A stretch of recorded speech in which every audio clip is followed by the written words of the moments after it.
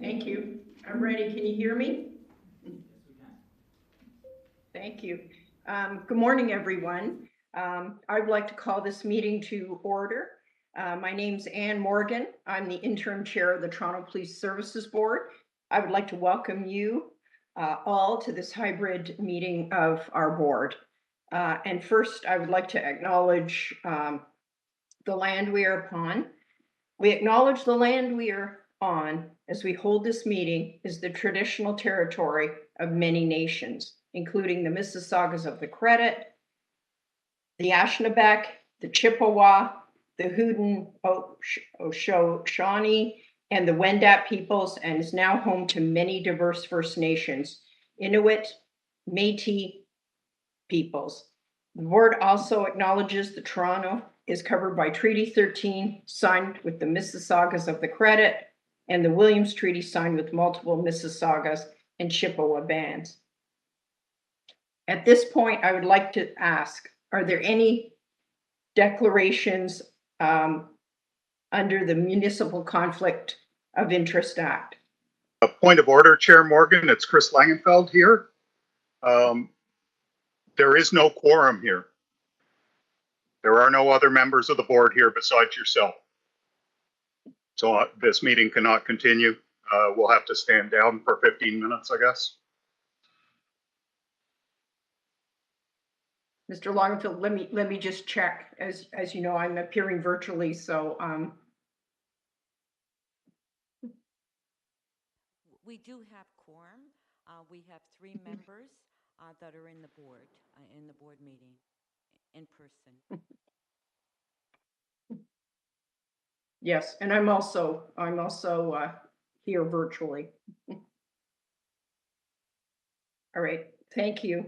And now I will, they're seeing no conflicts of interest.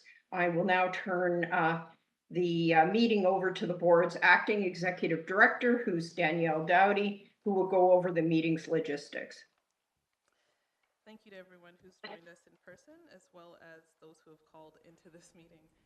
Please note that this meeting is being live streamed on the Toronto Police YouTube account and will be available at the conclusion of this meeting. Joining us in person, we have Vice Chair Francis Nunziata, Member Lisa Kostakis, Member Nadine Spencer. Joining us virtually, Interim Chair Ann Morgan, and who will be joining us, Councillor Vincent Crisanti. We also have members of our board staff, Chief Demkiw, his command team, members of the service, and of course, members of the public. Thank you. We have individuals who've registered to make deputations both in person as well as virtually on our agenda items. As per our regular meeting process, deputations will be heard prior to the item being discussed and voted on by board members. When it comes time to doing a deputation, those who have registered will be called upon and brought into the meeting by our colleague, Dr. Duby Kenningisser. As well, as always, deputants will speak, followed by an opportunity for members to ask them questions. And I will turn it back to you, Chair Morgan. Thank you, Ms. Dowdy. At this time, I would like to take the opportunity to pay a special tribute to the 4 officers who've been killed in the line of duty in the last month and a half across the country. They are Constable Travis Jordan, Constable Brett Ryan, Sergeant Maureen Bro, Constable Harvinder Singh Dhami. Any death of an officer is poignant and devastating, and it leaves a deep impact on not only the police service and community the officers serve, but on the wider and intensely connected policing community. The recent frequency with which we have had to mark the saddest of occasion is jarring and is without a doubt absolutely heart-wrenching. Constable Travis Jordan and Constable Brett Ryan of the Edmonton Police Service were fatally shot on March while responding to a domestic dispute at a call in Northwest Edmonton. Constable Jordan was a devoted husband. He loved sports, his family, travel, and his dogs. He was known to be selfless and generous, wholly committed to his work and his colleagues. He had always dreamed of becoming a police officer. Constable Brett Ryan was a paramedic before joining the police service and was passionate about his work and his duty to serve the community. His wife, who was expecting their first child, described him as a generous soul and a personality that captured everybody's heart. Sergeant Maureen Bro of the Sûreté du Québec was killed on March 27th in Louisville, Quebec, while responding to a call of a man making threats, who then allegedly attacked her as the officers tried to arrest him. She was a 20-year veteran of the police service who was devoted to her job and community. Sergeant Bro left behind a husband and 2 children who were the center of her world. And lastly, Constable Harvinder Singh Dhami, affectionately known as Harvey, a member of the RCMP Strathcona County Detachment, died on April 10th after his vehicle crashed while he was responding to a noise complaint after 2 a.m. in the morning, just east of Edmonton. Constable Dhami described as hardworking, dependable, a loving husband, and a well-respected and dedicated officer who had a passion for serving his community. Each of these officers were heroes in life and have left an incredible and powerful legacy that will live on their respective police services and the communities they proudly serve, as well as in the greater policing community. Each of these officers touched numerous people in their lives, and without doubt has made a real and lasting impact on so many. Any loss in law enforcement is keenly and intensely felt by police and colleagues. This is especially so when there's been tragic loss after loss, as in recent times. Our hearts are once more with our own members as they again struggle together to deal with this tragic and unrelenting loss of life. Our hearts are also with the member of police services across Canada as we honor these 4 dedicated brave and outstanding officers, their tremendous contribution to their communities, their remarkable courage, and their incredible ultimate sacrifice in the name of public safety. They died so we could be safe. I would ask now that we would all stand, take a moment of silence to honor Constable Travis Jordan, Constable Brett Ryan, Sergeant Maureen Bro, and Constable Harvinder Singh Dami.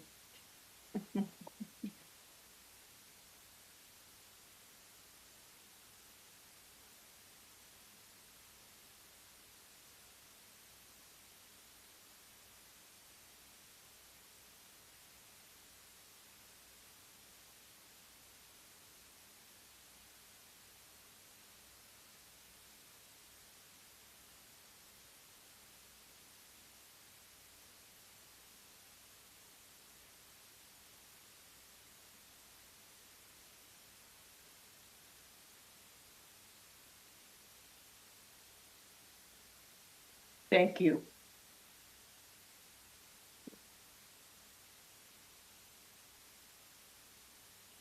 At this time, I would like to officially welcome Ms. Nadine Spencer to our board. Ms. Spencer was appointed by the City of Toronto on March 29th, 2023 for a 4-year term. A little bit about her background. Ms. Spencer is currently the interim Chief Executive Officer of the Black Business and Professional Association. She's a seasoned entrepreneur.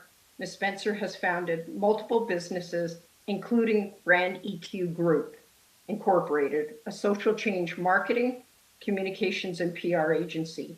In this role, she has helmed several initiatives aimed at fostering economic community opportunities within the Black community at all levels. An immigrant to Canada early in her life, Ms. Spencer is particularly attuned to the challenges faced by newcomers with intersectional identities, especially in the Black community, where over 60% of the population identify themselves as immigrants. Thus, as a founding board member of the Federation for African Canadian Economics and founder of the Boss Women program, Ms. Spencer has spearheaded paradigm-shifting, culturally relevant strategies to promote generational wealth among Black Canadians. As founder of Brand EQ, Ms. Spencer has driven strategic growth and brand visibility for a diverse roster of clients.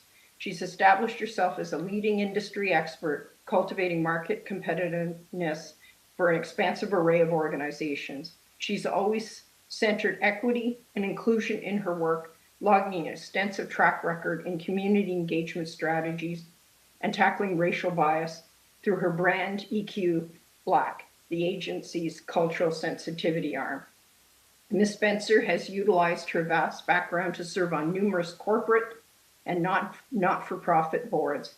She works with various charitable organizations, empowering impoverished and disenfranchised women to achieve prosperity through education and entrepreneurship.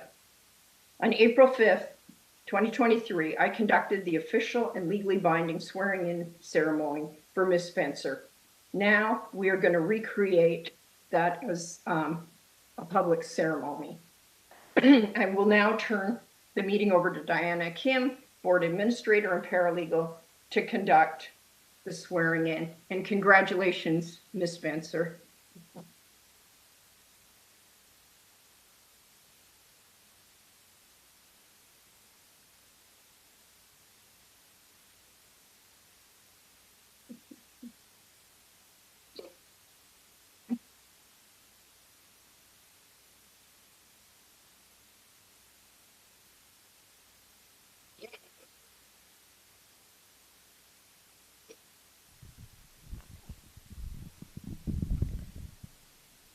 I solemnly swear that I will be loyal to His Majesty the King and to Canada, I solemnly swear that I will be loyal to His Majesty the King and to Canada, and that I will uphold the Constitution of Canada, and that I will uphold the Constitution of Canada, and that I will, to the best of my ability, discharge my duties and that I will, to the best of my ability, discharge my duties as a member of the Toronto Police Services Board, as a member of the Toronto Police Services Board, faithfully impartially, and according to the Police Services Act. faithfully, impartially, and according to the Toronto Police Services Act, And any other act and any regulation, rule, or bylaw. any other act, and any regulation, rule, or bylaw. So help me God. So help me God. Thank you. And now we'll do the oath of secrecy. I solemnly swear that I will not disclose any information obtained by me, I solemnly swear that I will not disclose any information obtained by me in the course of my duties as a member of the Toronto Police Services Board, in the course of my duties as a member of the Toronto Police Services Board, except as I may be authorized or required by law. except as I may be authorized or required by law. So help me God. So help me God. Thank you. And now I'm just gonna sign it.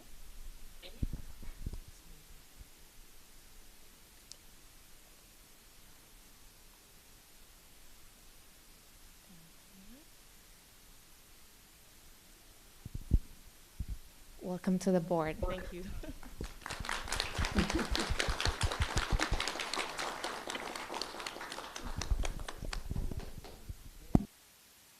Thank you, Ms. Akeem. Nadine, the board looks forward to working with you and welcomes your particularly unique expertise and important perspective you'll bring as a visionary entrepreneur and as well as a collaborative, inspirational, dedicated community builder. I have no doubt your voice will be invaluable as the board continues to develop and refine its priorities, working with Toronto Police Service and alongside Toronto's communities to ensure that policing services meet community members' expectations in every regard. Nadine, I so look forward to working with you. I welcome you, and I'm excited about the work we're going to do together. So congratulations.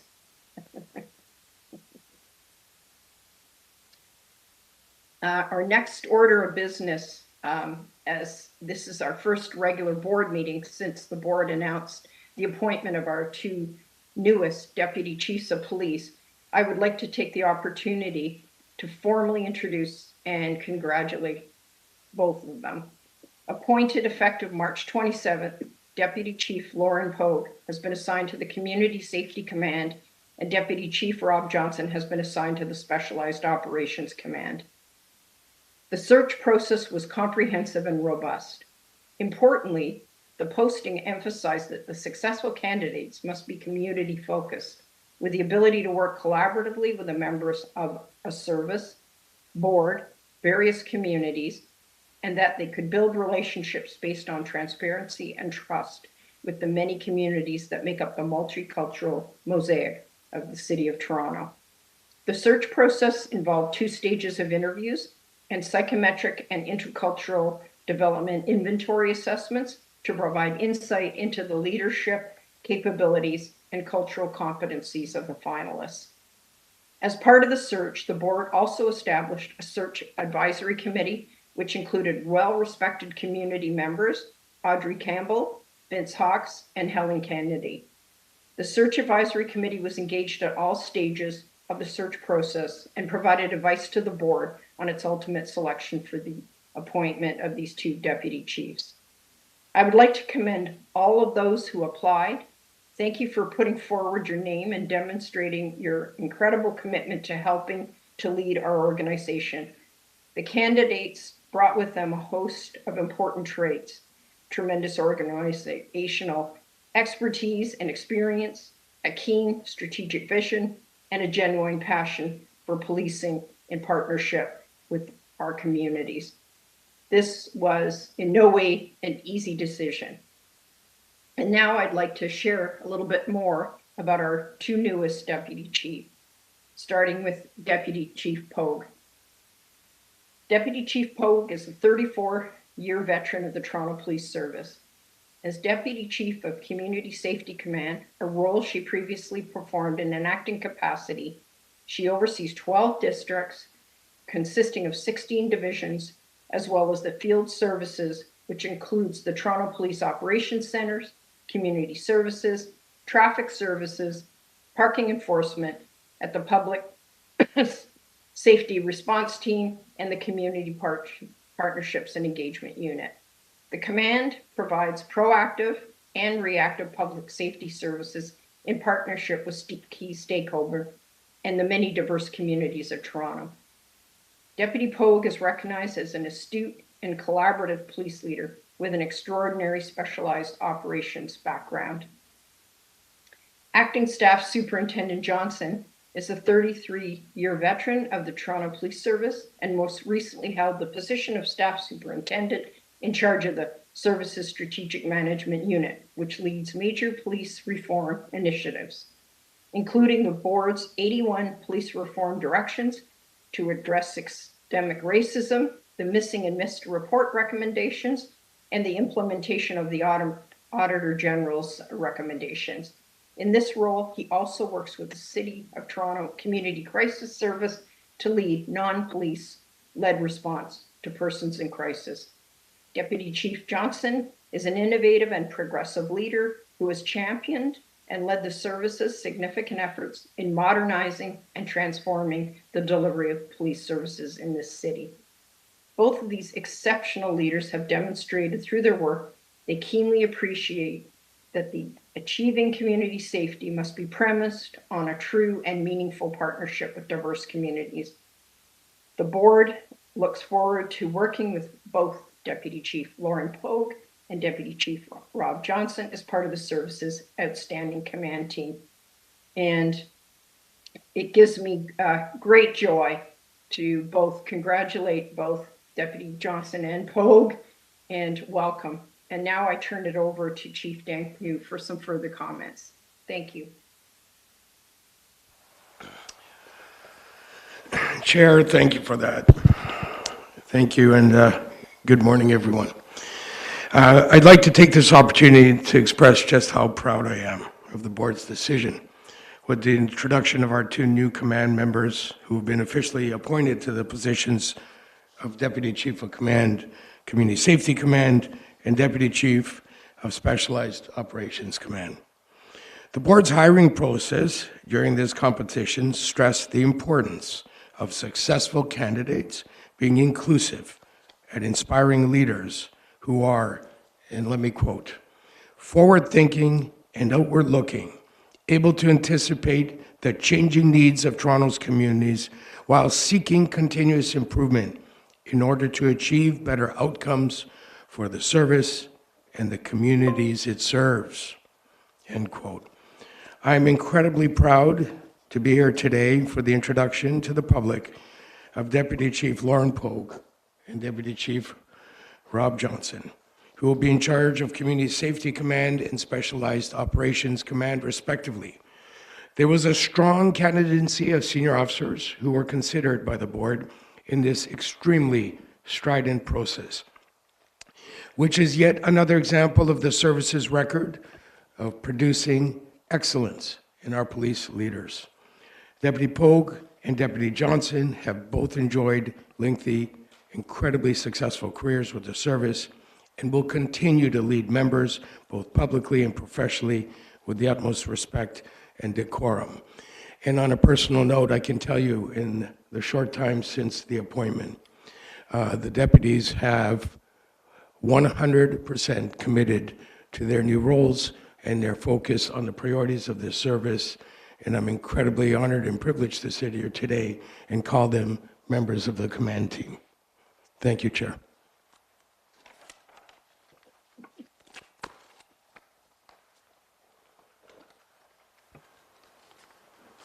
Okay. I would now like to ask that board members, the Chief Command, join me at the front of the auditorium to officially congratulate our new deputies.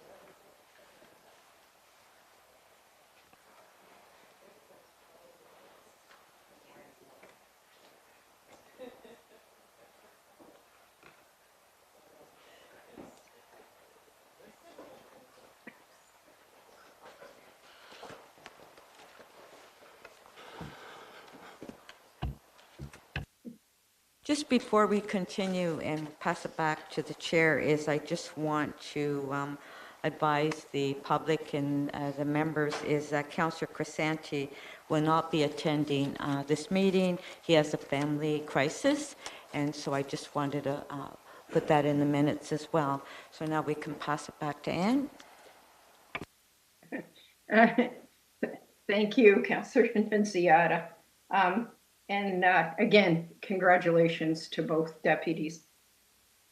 At this point, I'd like to take an opportunity to speak to you. At the March 29th meeting of Toronto City Council, our Vice Chair, Councillor Francis Nunziata, was honored as the recipient of the Ministry of Municipal Affairs and Housing, the Honourable Steve Clark, in which Minister Clark congratulated Councillor Nunziata on her long career in representing her constituents and wished her all the best. Deputy Mayor McKelvey addressed City Council in recognition of Councillor Nunziata's long and storied career and listed several career highlights. Deputy Mayor Mackenzie commended Councillor Nunziata for her many accomplishments and remarked on her compassion, integrity, and dedication to her constituents. On behalf of the board, I want to congratulate Councillor Nunziata on this extraordinary honor. I echo the comments made by many of her powerful and enduring commitment to her work and to her constituent. And just on a personal note, I've been on the board approximately 2 years, and I have to say, Francis, that it's been an honor and a privilege to work with you. You really are the grand dame of public service, and despite Hazel McCowan's advanced age, I think you've even worked in public service longer than her. And you have been an inspiration to me. You've been a help to me. And you've also, been a mentor to me. And hopefully I can follow in your footsteps in the remarkable work you've done in career. So let's just take a moment for a round of applause for Councillor Nunziata's astounding career.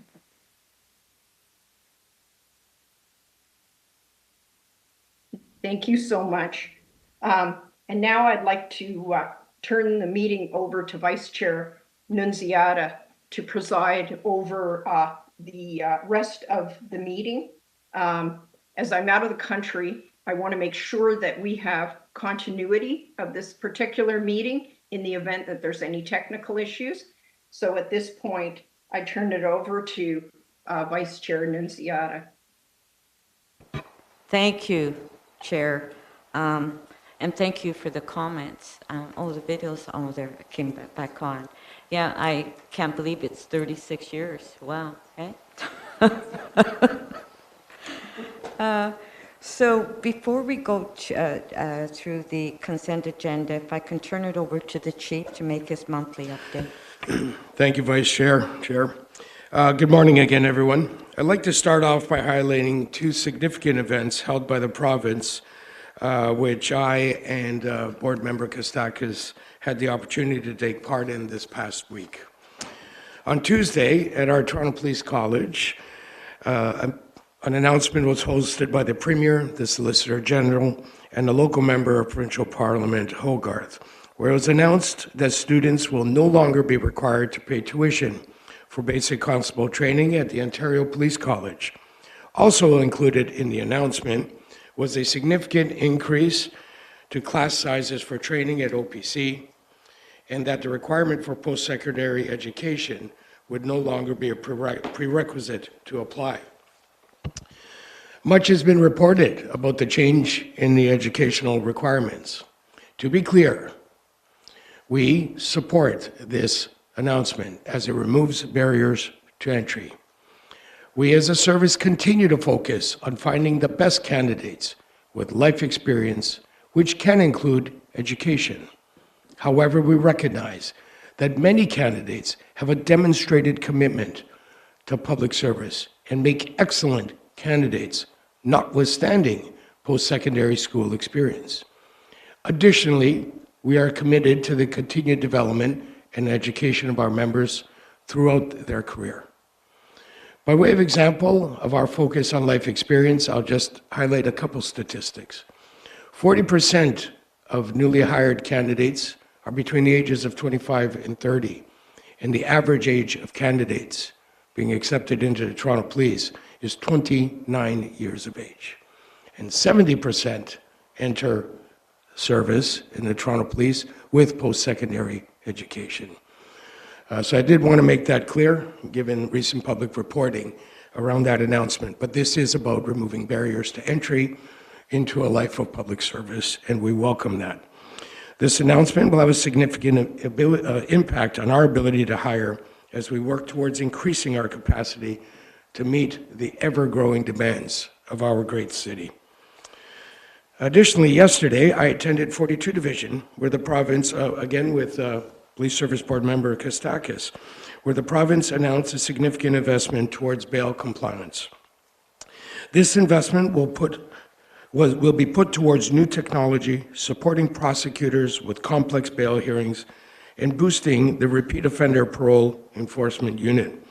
Our collective focus remains on implementing progressive and meaningful bail reform, and we are certainly appreciative of the province's support in this regard, and importantly, the province's support in helping the policing community work across the sector together in a collaborative way to tackle some of the most pressing public safety issues. I'll now provide an update on 4 specific events that I'd like to highlight for the board in this month's update. Public safety is a collaborative effort that requires the participation of the community, the police, and it must be understood as a societal responsibility.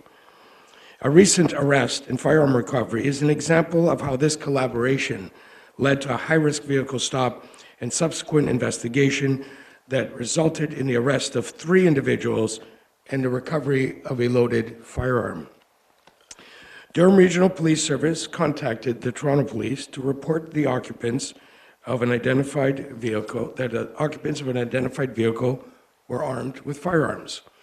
The identified vehicle left an area in Durham Region and was headed to Toronto. A member of the community and an employee of the establishment where these people were alerted an off-duty Toronto police officer who, despite being off-duty and on his own time, decided to follow the vehicle. An example, quite frankly, of the caliber of people serving this city. This officer provided updates on the vehicle's location as it entered Toronto and eventually the downtown core. Due to the assistance of the community member, other police services, and the dedication of our members, both on and off duty, traffic services and 14 division officers were able to execute a high-risk vehicle stop, arrest the 3 occupants, and recover a loaded firearm, all without injury or incident. The firearm recovered was a mini Glock pistol. The firearm was found to have 1 round of ammunition in the chamber and 16 rounds of ammunition contained in a high-capacity illegal magazine.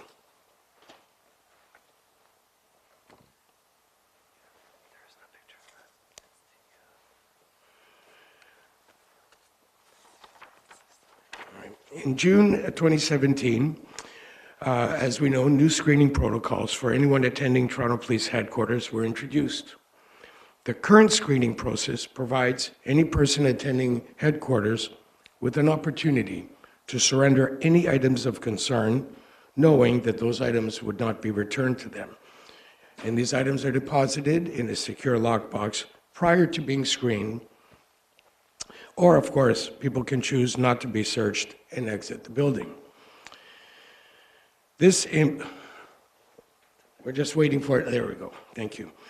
The image you see on the screen, this image serves as a reminder of how important this screening process is to not only the employees who work at headquarters, but also to other members of the public who attend Toronto Police Headquarters. The picture shown is of items that were retrieved from the secure box, as I mentioned earlier. We're just having some technical difficulty. If we could, there we go. So as you can see from the image, we're working on it. Hang on a second. I'll just pause here for effect. All right, so as you can see from the image that shows the items retrieved from the box, there's a number of edged weapons that have been surrendered. There's of particular concern, brass knuckles, OC spray, and an expendable baton. The contents of this box truly highlights the importance of the security measures we have in place in headquarters here to protect members of the public and to protect the staff of Toronto Police Headquarters. Thank you.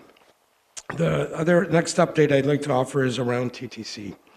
The service is committed to reducing crime on the TTC and reinstating a sense of safety to those who utilize the transit system every day. As we continue to support the TTC and ensure the safety of riders and employees alike, we will utilize on-duty staff along with the assistance of our neighborhood community officers who patrol TTC properties within their designated neighborhoods. As well, we are utilizing callbacks to bolster patrols as required and needed by the local divisional commanders. During the service's ongoing heightened patrol of TTC properties, officers have made close to 300 referrals, 169 arrests, and 140 charges were laid. The highest number of referrals were related to persons experiencing homelessness, which accounted for 57% of all referrals, followed by mental health referrals at 6%, and finally referrals for food accounted for 8% of all referrals. Service records indicate that of the 296 referrals made, approximately 44% were accepted. This effort is being supported by ongoing review of crime stats and consistent methodological deployment of resources to combat any concerns that are addressed upon review. And importantly, these efforts continue in partnership with various service providers, including the City of Toronto and TTC. And the last element of the update, Vice Chair, is something I'm incredibly excited to speak about today, and that's regarding the inspector onboarding process that we embarked in this week. This week, officers who were successful in our most recent promotional process to the rank of inspector participated in a week-long course designed to help with their onboarding as senior officers. Yesterday, this distinguished group of leaders came to headquarters for a training session with our 2S LGBTQ+ liaison officer, Sergeant Rob Chevalier, on the Toronto Police Service's history with the 2S LGBTQ+ communities. Following that session, I had an opportunity to reinforce some of the key points from Sergeant Chevalier's training, including the importance of recognizing that historically, despite our best intentions, we as a service have unfortunately at times had a negative impact on a number of vulnerable and marginalized communities. After sharing my thoughts with this group of leaders, we all took the TTC to the village for an experiential learning component of Sergeant Chevalier's training. This allowed all of us to see firsthand how the community has memorialized some of the historical injustices they have had to endure. Sergeant Rob Chevalier walked us around the neighborhood and provided additional context to the training he provided earlier in the day. The feedback I've received on this experiential learning opportunity from both community members and service members has been overwhelmingly positive. And I want to close by acknowledging the incredible efforts of Sergeant Rob Chevalier. I want to acknowledge that the success of this experiential learning was due to the incredible work that Sergeant Chevalier and members from 51 Division have been doing for many, many years. I personally thanked Sergeant Chevalier yesterday. However, today I wanted to share this great work with the board so that board members and the public are aware of the incredible work he's doing in our 2S LGBTQ+ communities and within our service at large. And with that, Vice Chair and Chair, I'll turn it back to you. Thank you. Thank you, Chief. Do we have any questions to the Chief on this report from members? No? Okay, I just wanted to make one comment to the police service. There was a homicide in my ward a week ago on Trisui, and it's my understanding there was an arrest made. So I just want to congratulate on how we were able to arrest within days of the homicide. So thank you to everyone. Thank you for that. Okay, we'll now go through the agenda. Well, confirmation of the minutes from the regular public meeting on March 2nd, 2023, and the minutes from the special public meeting held on April 13th, 2023. Derek Moran would like to make a deputation, and we also have a written submission included with his deputation. Derek?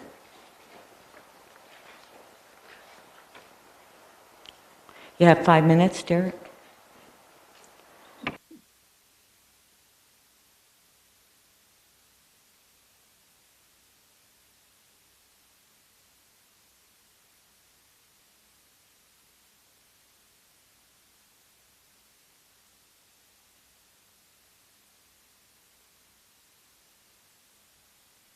Derek, can we turn on the mic, please? Can you try it now? Can you try it now? No, did you, is there a button there? Oh. Okay, can someone maybe assist?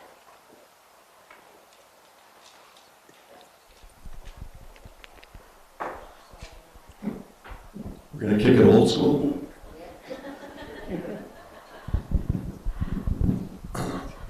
Okay, Derek, you can proceed, and you have 5 minutes. Thanks.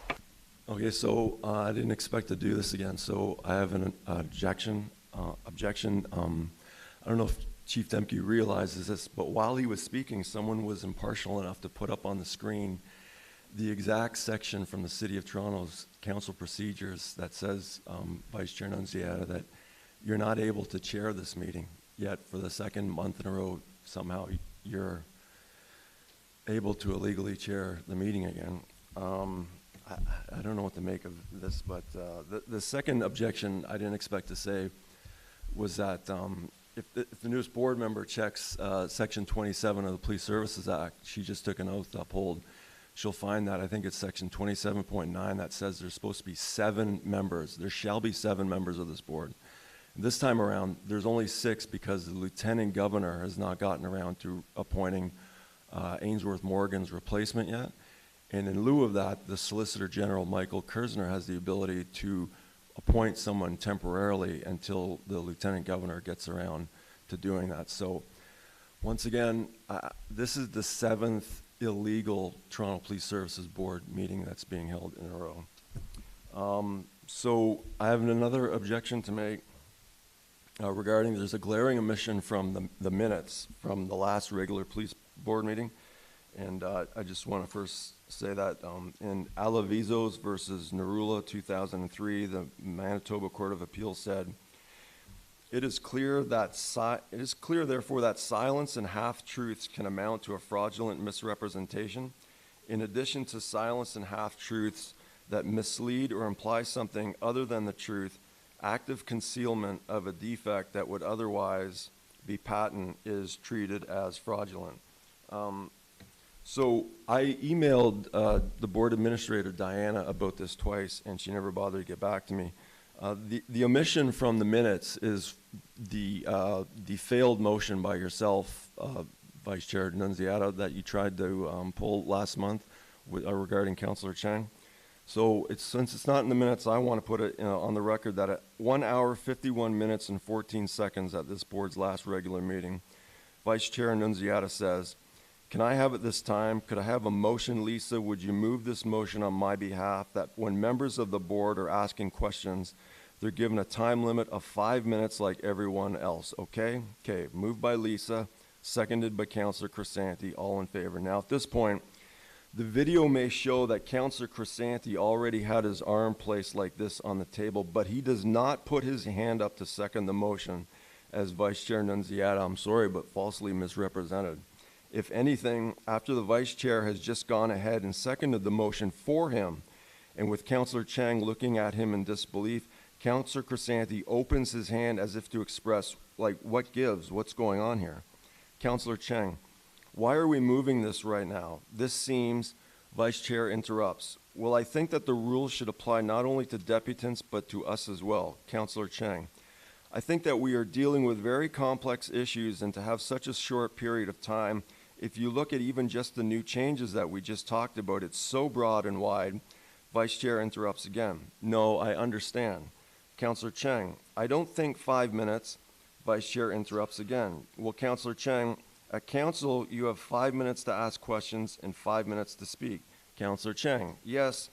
Vice Chair interrupts again. So we're going by the same procedure, so I'm moving that motion, and Lisa, you're moving it. Thankfully, at this point, Member Lisa Kostakis does the right thing and sheepishly shakes her head no. Now, this is section 20.2 from your own procedural bylaws here at the Police Board. When a member is speaking, no other member will interrupt him or her except to raise a point of order, which Councillor Nunziata clearly interrupted Councillor Chang 4 times at the in the exchange that I just read. In regards to we're going by the same procedure, City of Council procedures are referred to as Chapter 27 of the Toronto Municipal Code. Toronto Police Services Board procedures are referred to as Procedural Bylaw number 161. So, City Council procedures, Toronto Police Services Board procedures. Everyone see the difference? They're 2 separate things. So, I just read last month the Supreme Court case that says that arbitrary government state action is not permissible, and that's what happened last year at last month's meeting. And it shouldn't be allowed again, but it is being allowed again. Okay, thank you very much for your deputation.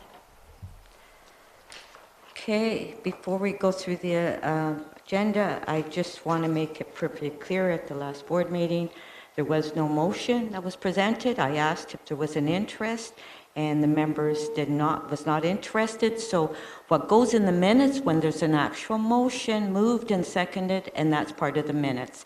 That is why it's not recorded in the minutes. That's the procedure. Thank you. Now let's go through the agenda. Item number 2 is victim services, and there's a presentation on that, so we'll hold that item down. Number 3 is the Toronto Community Crisis Service 911 call diversion. We'll hold that item down as the presentation. Item 3.2, the Toronto Community Crisis Service, that would all be part of number 3. And then number 4, race and identity-based data. Do members want to hold the item down?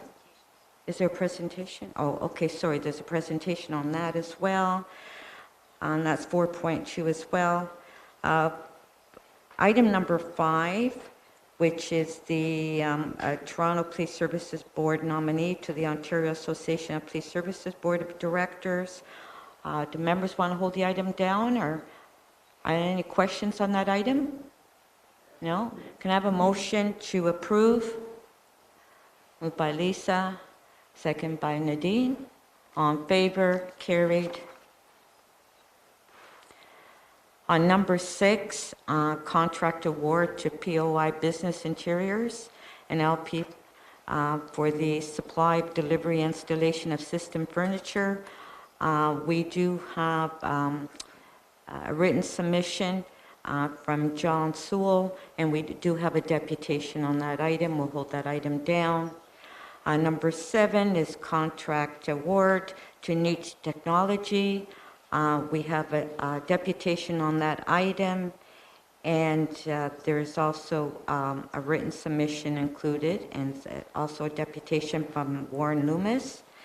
Item number 8, contract extension and increase, Microsoft Canada. Do we have any questions on number 8 from members? No? Can I have a motion to approve?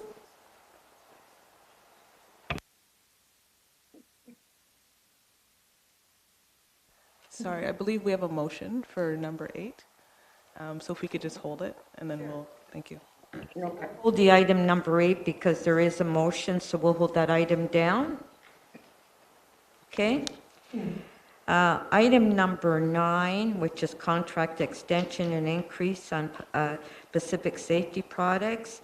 We have a deputation on that, and as well, we have a written submission from John Sewell.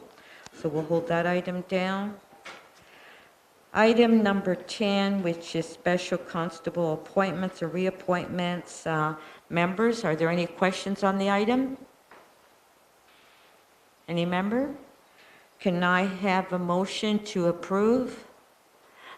Moved by Chair Morgan, second by Lisa. All in favor? Carried. Item number 11, which is the budget variance reports. 2022 operating budget variance for the Toronto Police Service. That's 11.1. And 11.2 is the capital budget variances for the Toronto Police Service year ending December 2022.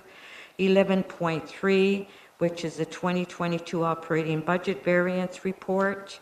And 11.4, which is the 2022 operating budget variance report for the Toronto Police Services Board. Do members have any questions on any of those items? No? Can I have a motion to approve number 11, 11.1, 11.2, 11.3, and 11.4? Moved by Nadine. Second by Lisa. All in favor? Carried.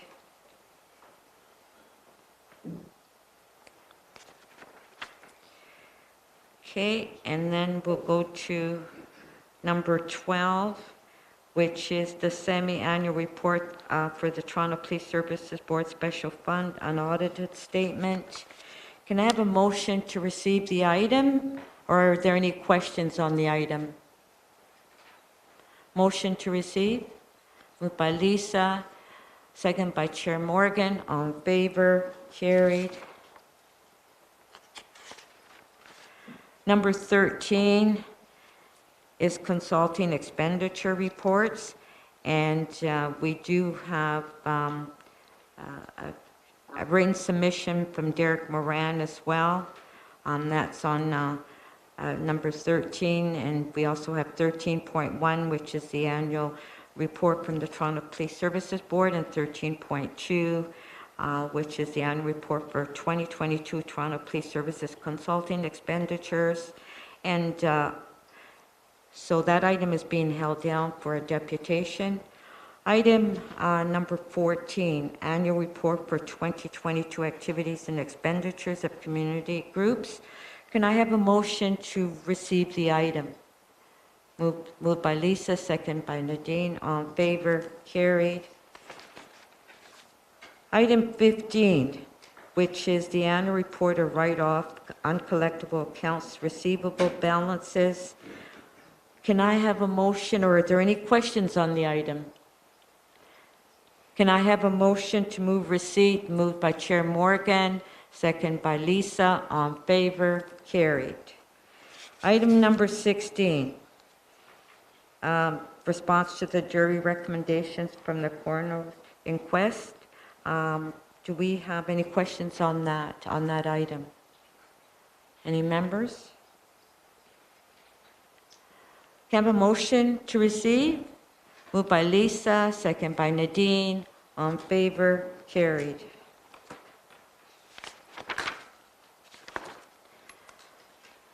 Item number 17 is the Chief's Administrative Investigation Reports. We do have a deputation on that item, and we also have a written submission from John Sewell, and that's also 17.1 and 17.2, 17.3, and 17.4, and 17.5. Okay, that item is being held down.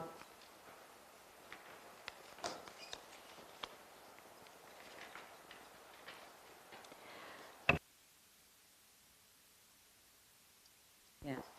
So item number 18 is election of chair, so we do have a written submission and also a deputation for Derek and Chris Langenfield.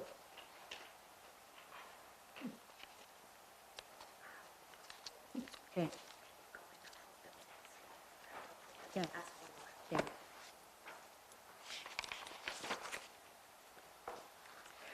Okay, so can I have a motion to approve the minutes? Moved by Lisa, second by Nadine, all in favor, carried. Okay, we'll go to our first item where we have a presentation, is item number 2, which is Victim Services Toronto. So we do have a presentation on the item.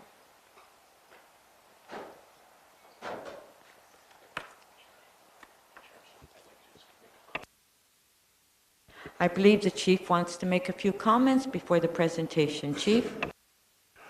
Thank you, Vice Chair. I'd like to take this opportunity to introduce our presenters who will be speaking about a topic that is frankly near and dear to my heart.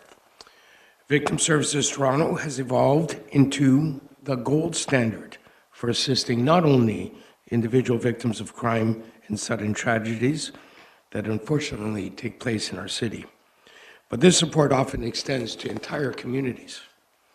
Through our trauma-informed approach, in a close working relationship with our members, Victim Services is able to offer supportive resources that assist members of our communities in their darkest of days. I'm thankful for the strong relationship that our service has with Victim Services Toronto, and look forward to this partnership continuing to develop as we all continue our commitment to supporting our citizens, residents, and our communities. At this time, I'd like to introduce the Executive Director of Victim Services Toronto, Carly Kalish, and Inspector Anthony Paletta, who will provide us with some important insights into the further evolution of this important program and this incredible partnership.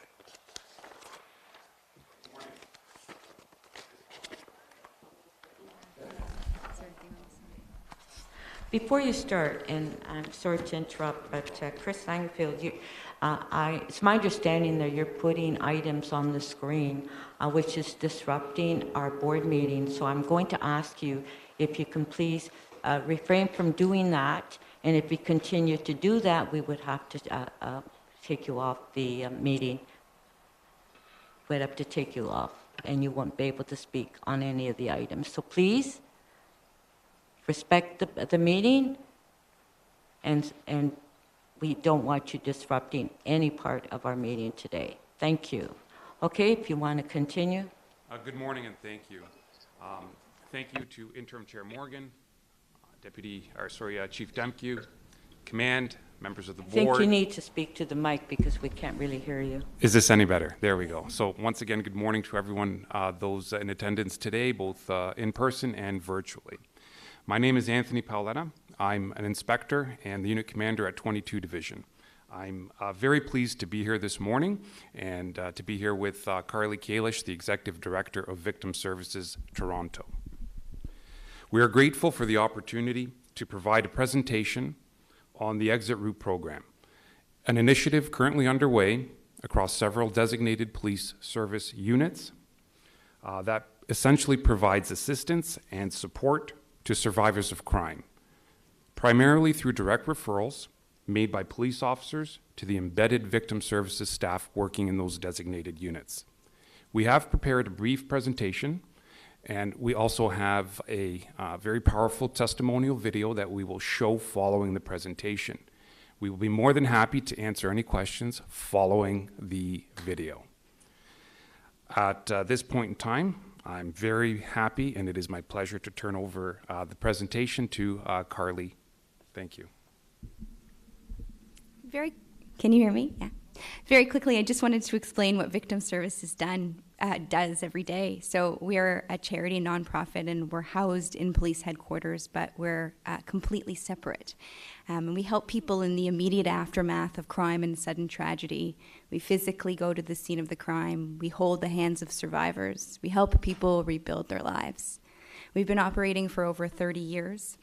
In 2022, we helped over 20,000 victims and survivors of crime, and 65% of those people are survivors of gender-based violence, including intimate partner violence, sexual assault, and human trafficking. We decided to pilot Exit Route, which is a co-located model. So Victim service historically has been out of a centralized model, right? We operate here. But through COVID and after COVID, we realized that we need to really connect with people on a human level and on a neighborhood level. We need to speak the languages of the people who live in the communities of Toronto. So we piloted Exit Route in 4 divisions and in the human trafficking unit. So we currently have 2 neighborhood victim advocates, so crisis counselors and case managers who support victims of survivors of crime in the moment in 14 Division, 23 Division, 43 Division, and 31 Division. We have chosen these divisions based on a few factors. The first is modeling a 4-quadrant response because of location, so we can be spread out.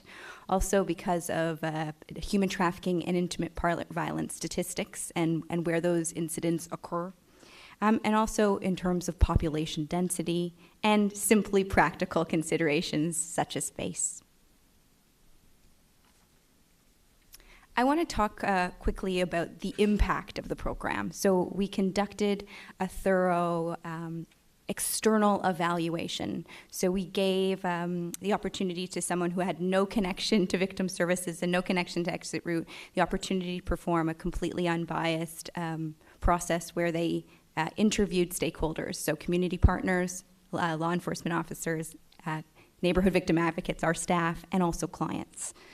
So we're and this is the impact. So we're physically co-located with police. This is so important. It helps to strengthen communication, collaboration between social workers and police, which leads to improved response and better community relations. Victim Service Exit Route program eases the victim management work from the officer as victim service staff who are experts in victim management take this on. We support survivors from a trauma-informed perspective, so officers can focus on the investigation. Many survivors of violence and exploitation are not ready to come forward and make a report. When officers bridge those folks to us, we can support them regardless of police involvement. This referral allows victims to safety plan, access resources, and supports. It also creates trust. When police make referrals to us when someone is not ready to make a report, it shows the client that they're respected and that their voice is heard. Victim services builds rapport and often consequently leads to clients choosing to making a police report. Fostering a trusting relationship with us can bridge to a trusting relationship with police should they so choose. We've seen a marked reduction in intimate partner violence at the piloted divisions. By officers linking clients to us on site, and when someone simply walks in, we can offer support immediately in the moment. Our interventions include crisis support, safety planning, housing support, and support with simply basic needs. This service can, in fact, disrupt abuse and coercion. Anthony, I'll turn it back to you to explain the stats. Thank you, Carly. This particular graph that we have up on the screen here today shows the number of reported intimate partner violence occurrences in the years 2021 and 2022. Now, what's noteworthy is you'll see that the top 4 divisions, now these are all frontline divisions in the service, are the units that have been participating in the program in 2022. As you can see, these 4 divisions have experienced a reduction of approximately 14.5% of intimate partner violence occurrences. By contrast, the divisions that are not participating in this program have only experienced an overall reduction of just over 5%.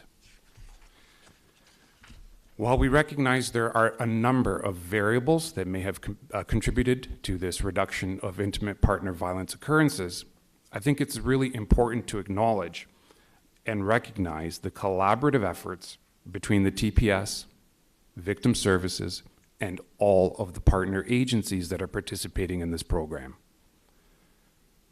The collaborative efforts between these groups help mitigate barriers to victim support, and provide and allow for the program to produce these very key benefits. And I'll just highlight a few of them. First and foremost, the Embedded Victim Services program allows for immediate and timely support when it is needed. It allows for greater access to key programs for survivors and the families as a result of the direct referrals made from the police officers that are working in this in the divisions.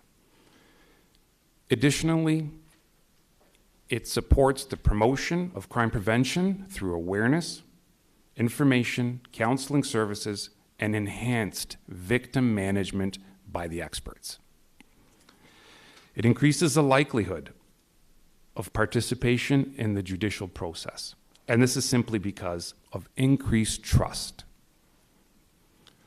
Long-term support is often available because of the greater results built on the trust in this program.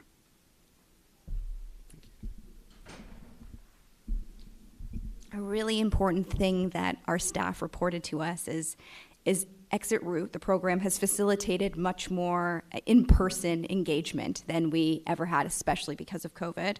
And staff reported improved ability to connect with clients through race, ethnicity, and language, and build stronger, more intimate relationships with a wider array of community agencies that provide specific cultural supports.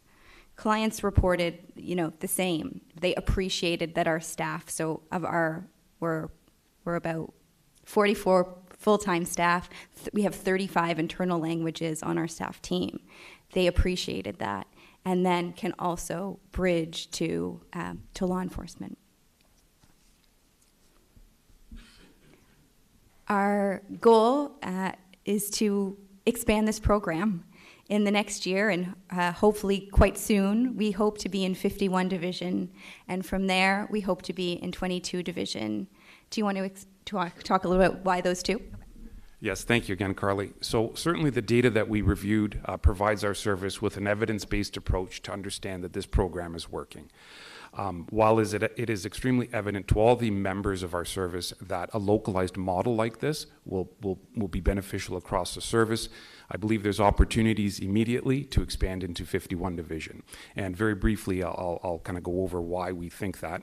As Carly mentioned, there is a quadrant model. A 51 Division or 5 district does not currently have this program, and certainly expansion would support that model. But more importantly, 51 Division is located in the east of Toronto's downtown core, and it currently provides a level of wraparound support.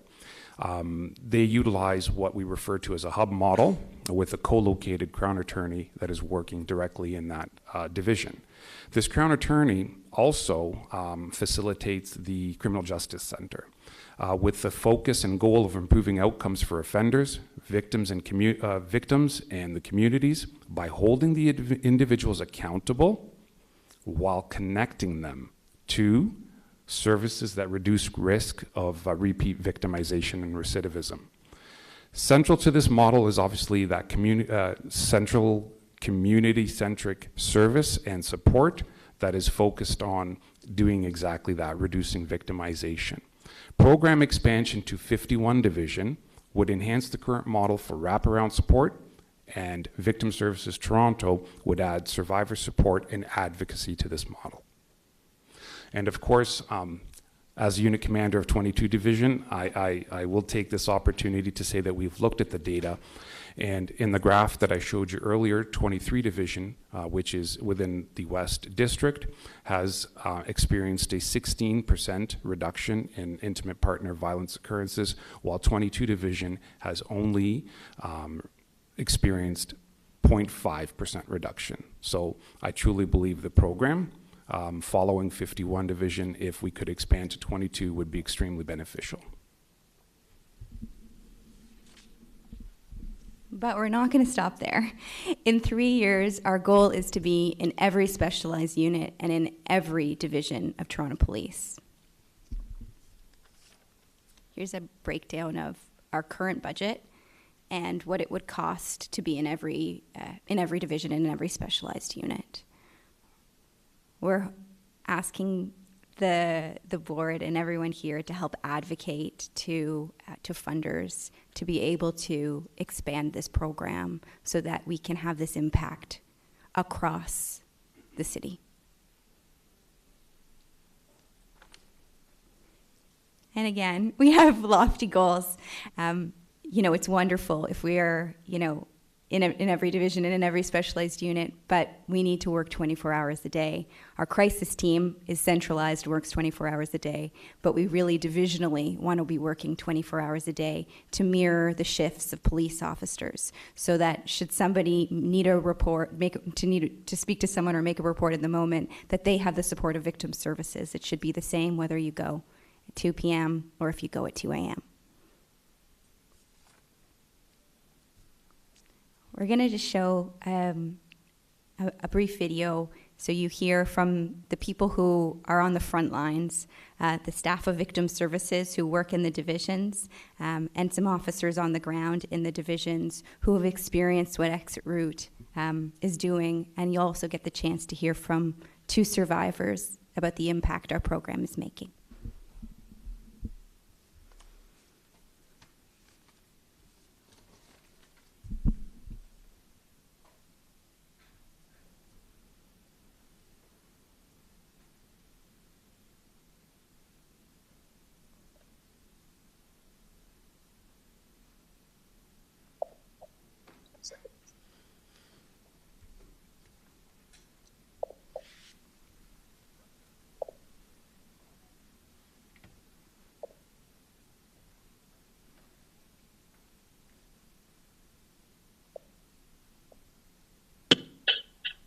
In March of 2022, a woman reported being sex trafficked for more than a year throughout numerous cities across Canada.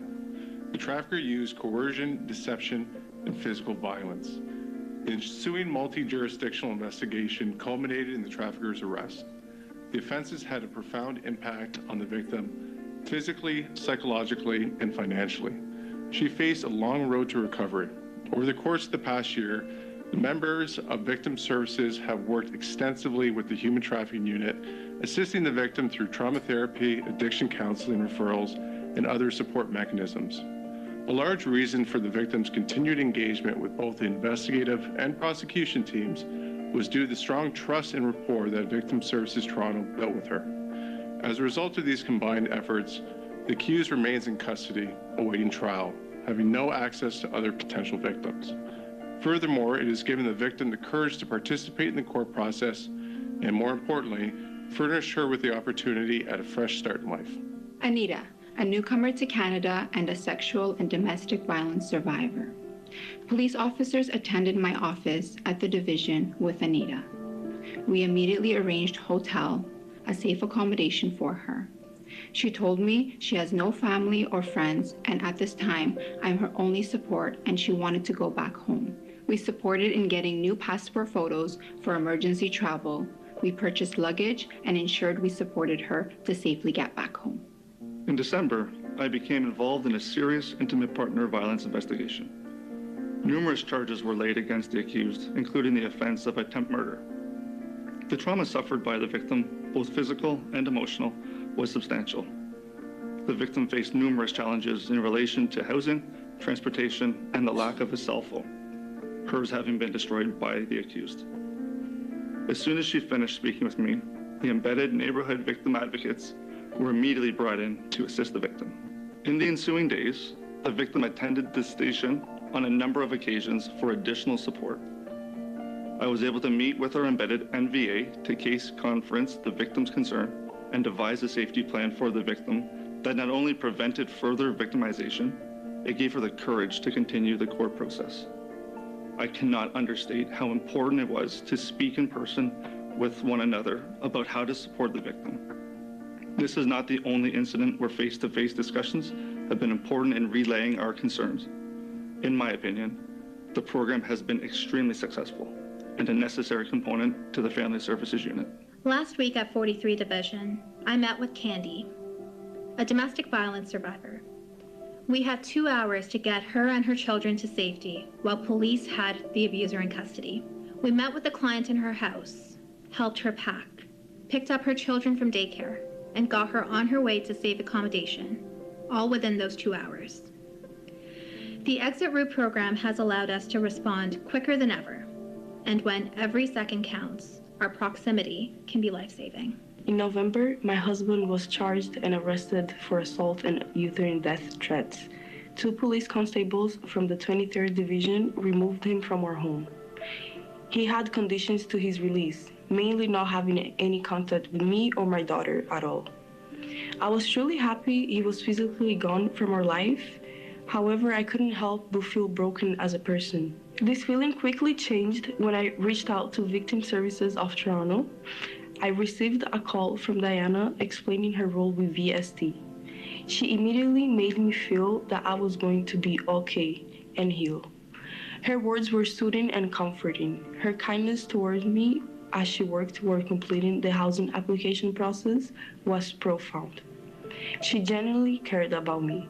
She met with me at my local library to complete the applications. By working with VST, I was able to press a reset button on my life. Without VST's intervention, my tragic situation would have completely shattered my life. I was 16 when I met my trafficker. I had never felt so seen. We talked about building a life together. We wanted to save up for an apartment and start a family. That's all I ever wanted. He said he knew a way that we could make good money. His friend had been an escort before, and she brought me into that world. After some time, I realized I was trapped, and I knew I had to get out. I escaped while he was sleeping. I took his laptop and ran. There was a nearby coffee shop open somewhere nearby, and I ran to it. I was able to connect to their free Wi-Fi to look up who could help me. I found Victim Services Toronto. Their website said they could help people 24/7. Within minutes of calling, a taxi was on its way. It brought me to their office, and Eden met me at the door. They told me that they could take care of me and let me eat, let me rest, before asking questions. I thought it was my fault, but Victim Services Toronto explained to me how I had been tricked into the situation and exploited. That was the first time I realized I was human trafficked. Victim Services Toronto helped me rebuild my life. I had been trafficked for such a long time and trained to think I was worthless. I thought I could never live a normal life. Victim Services Toronto never gave up on me. They set me up to stand on my own with accommodation and counseling. They empowered my independence. I thought I would never feel safe talking to the police. But with Victim Services, they supported me through the reporting process, and they will be by my side in court. They helped me build trust. Victim Services Toronto helped me rewrite my story, and I can never be more grateful.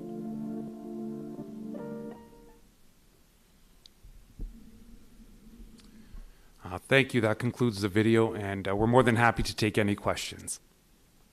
Thank you very much. Do we have any questions? Lisa? Hi, how are you? I have about 3 questions, and then I'll have some speaking points, but afterwards. So, are these services also provided? I know with technology and whatnot too, and I'm more of as a social worker as well, more of a one-on-one and in person, especially with situations as this. And I've worked with intimate partner violence in the past as well with clients. But are there other opportunities as well for people either online who are not, I guess, have the capacity or strong enough, or even the ability to still leave their homes but be able to connect with victim services or other service providers as well, so that they're not putting themselves in deeper danger than what they're already in? And can you speak to that? Yeah, great question, Lisa. Yeah, I mean, our services are, the whole point of our services is to be as trauma-informed as possible. So that would be giving, I mean, to me, what that means is giving survivors choice and option, right? And so our crisis line is always available 24 hours a day. So that's also always provided to survivors. What that means is that we have a police crisis line, so police can call us out to the scene, but we also have a crisis line specific for community. So if you're not ready to make a police report or engage in walking to a police station, which can be incredibly intimidating for a marginalized, vulnerable person who's experienced violence, you can simply pick up the phone to call us. We also have an email address that is checked 24 hours a day. And if you have already engaged with us, we also have text. You can text with your worker as well. We have a program where we give out business cards that look like a business that's not really a social service agency, so we're not risking someone's life by handing out our business card, for example. So we creatively provide outreach to people who it's not just as simple as walking in and accessing services, for sure. And I think also just the economical factor too, and barrier for people who can't afford a phone, a cell phone or whatnot. Is there anything in, perhaps a funder can help with that, in providing that type of a resource?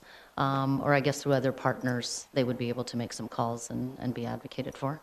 Yeah, we actually give out phones. So superintendent of 14 Division actually did a phone drive and provided us just 50 new iPhones. Loblaws also just gave us 50 new iPhones. And so often, even when survivors do have phones, we replace them because they're being cloned or they're being tracked by their abuser. And so it's really important that we give them a safe way to communicate with supports.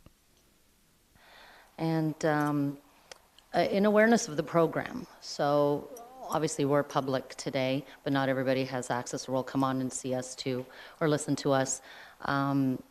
With the other agencies, I'm assuming there's some type of plan where the awareness of the program is out there in the public and within the police, but also through other partners. Can you just speak to that just a little bit so then our public is informed as well? Absolutely. So part of being in community is building relationships with other community agencies who are doing incredible work.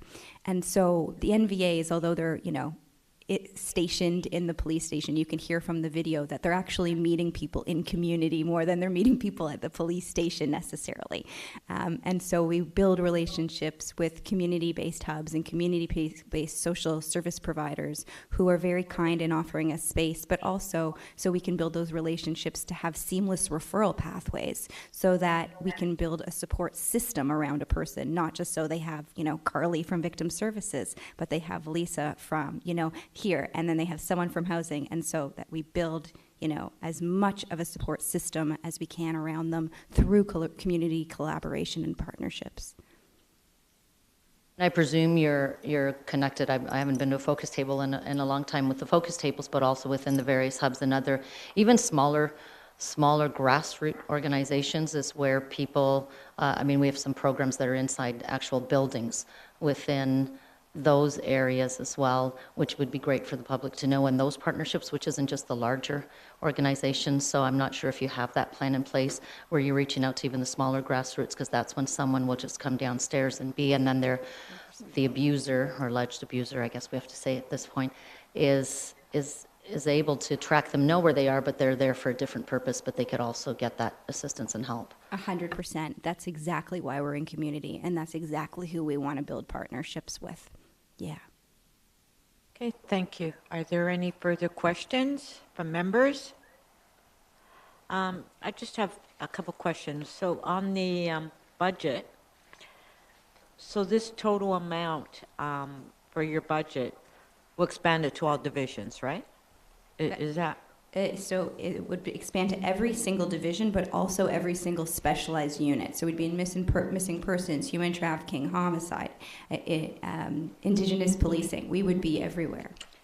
So right now, when you do get a call, So depending on where they live, then you send that particular division to deal with that individual, right? Is that how it works? So it depends. So if someone is in crisis and they're in crisis in one of those 4 divisions and it's during the day, Yeah. right now we would send our neighborhood victim advocates from that division to go respond. If someone is in crisis overnight, currently we don't have coverage at those divisions, so we would send someone from our central model, which is here, or at this building, to respond. 24 hours. So that's what we're looking to expand in terms of being in every division, but also being not just during business hours. Right. Okay. Thank you for that. Are there any speakers on the item? Lisa, to speak. Surprise, surprise. So when you talked about the funding piece, can you speak to who are your funders after I finish the speaking part of it? Lisa, and also, sorry to interrupt. You're speaking now? Yes, I am. Okay. Yes. And I think just when we talked about the support, how can other groups advocate? It'd be great to see if we can advocate moving forward, whether it's financial or otherwise, with the funding stream. But also, I believe that there's agencies that are out there, like I talked about before, who also has that expertise within their agencies, and you can work together to leverage the funding and building that capacity for the services that are 24/7, because a lot of the violence obviously also occurs after hours, obviously. And also from the board perspective, in everything, if there's any letters that to be written, any support letters in moving forward for funding, or maybe down the road talking about other different levels of support. I know I'd be open to that. I can't speak for the board as a whole that way, but I think in the service and all of us working together as a service, we probably should have those conversations in discussion of supporting and moving forward in the expansion and building the capacity, but also what other resources that lie within our own communities, within those agencies, that everyone can leverage each other into building that, because sometimes resources aren't just the financial, but the financial piece is important moving down the road in helping everyone, especially with the equity piece of accessibility. Absolutely. Yeah. So thank you for all the work that you've been doing. I was at the Human Trafficking Conference just past month, and this was a huge part. And I think what's happening as well is within the gangs, and I've been around for 35 years in the social service sector and worked with intimate violence, and that people were still in a phase where young people, even with the resources that are out there and the awareness pieces, that it exists in high school, it exists in grade 7 and 8, where there's violence both for all, throughout the whole city, doesn't matter the economic status as well, and also the fact that the human trafficking is rising, and especially with not just young ladies, but with young men, transgender, etc., and all of that's happening. So I think something like this program and this initiative we could all work together and leverage that with the different initiatives that are out there. Thank you for your support. Okay, are there any further speakers on the item? Okay, and thank you very much for your presentation. Can I have a motion to receive the presentation moved by Lisa, second by Nadine? All in favor? Thank you very much.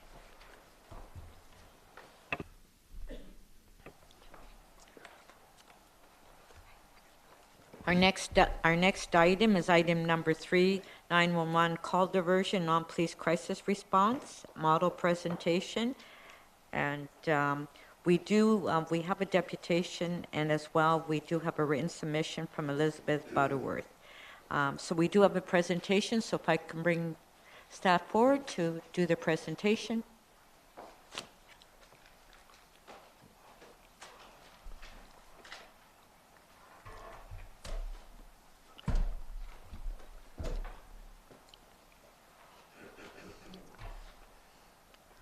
Thank you.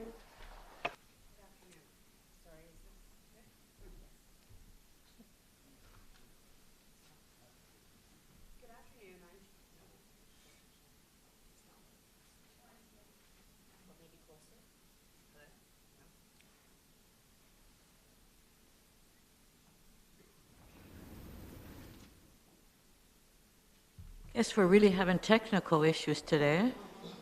Huh? Oh, there we go. It's on. It's on the screen.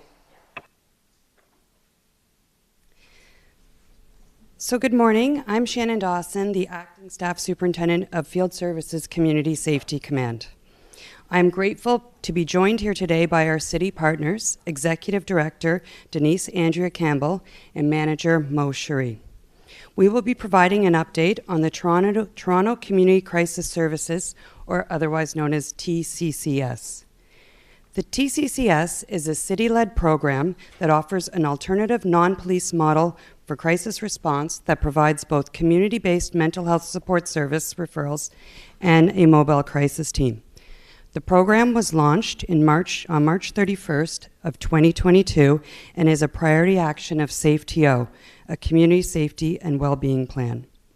Today's presentation will provide an update on the TPS contributions to the pilot during the first 6 months and will demonstrate that communication operators are successfully transferring non-emergent 911 crisis events to the TCCS for diversion.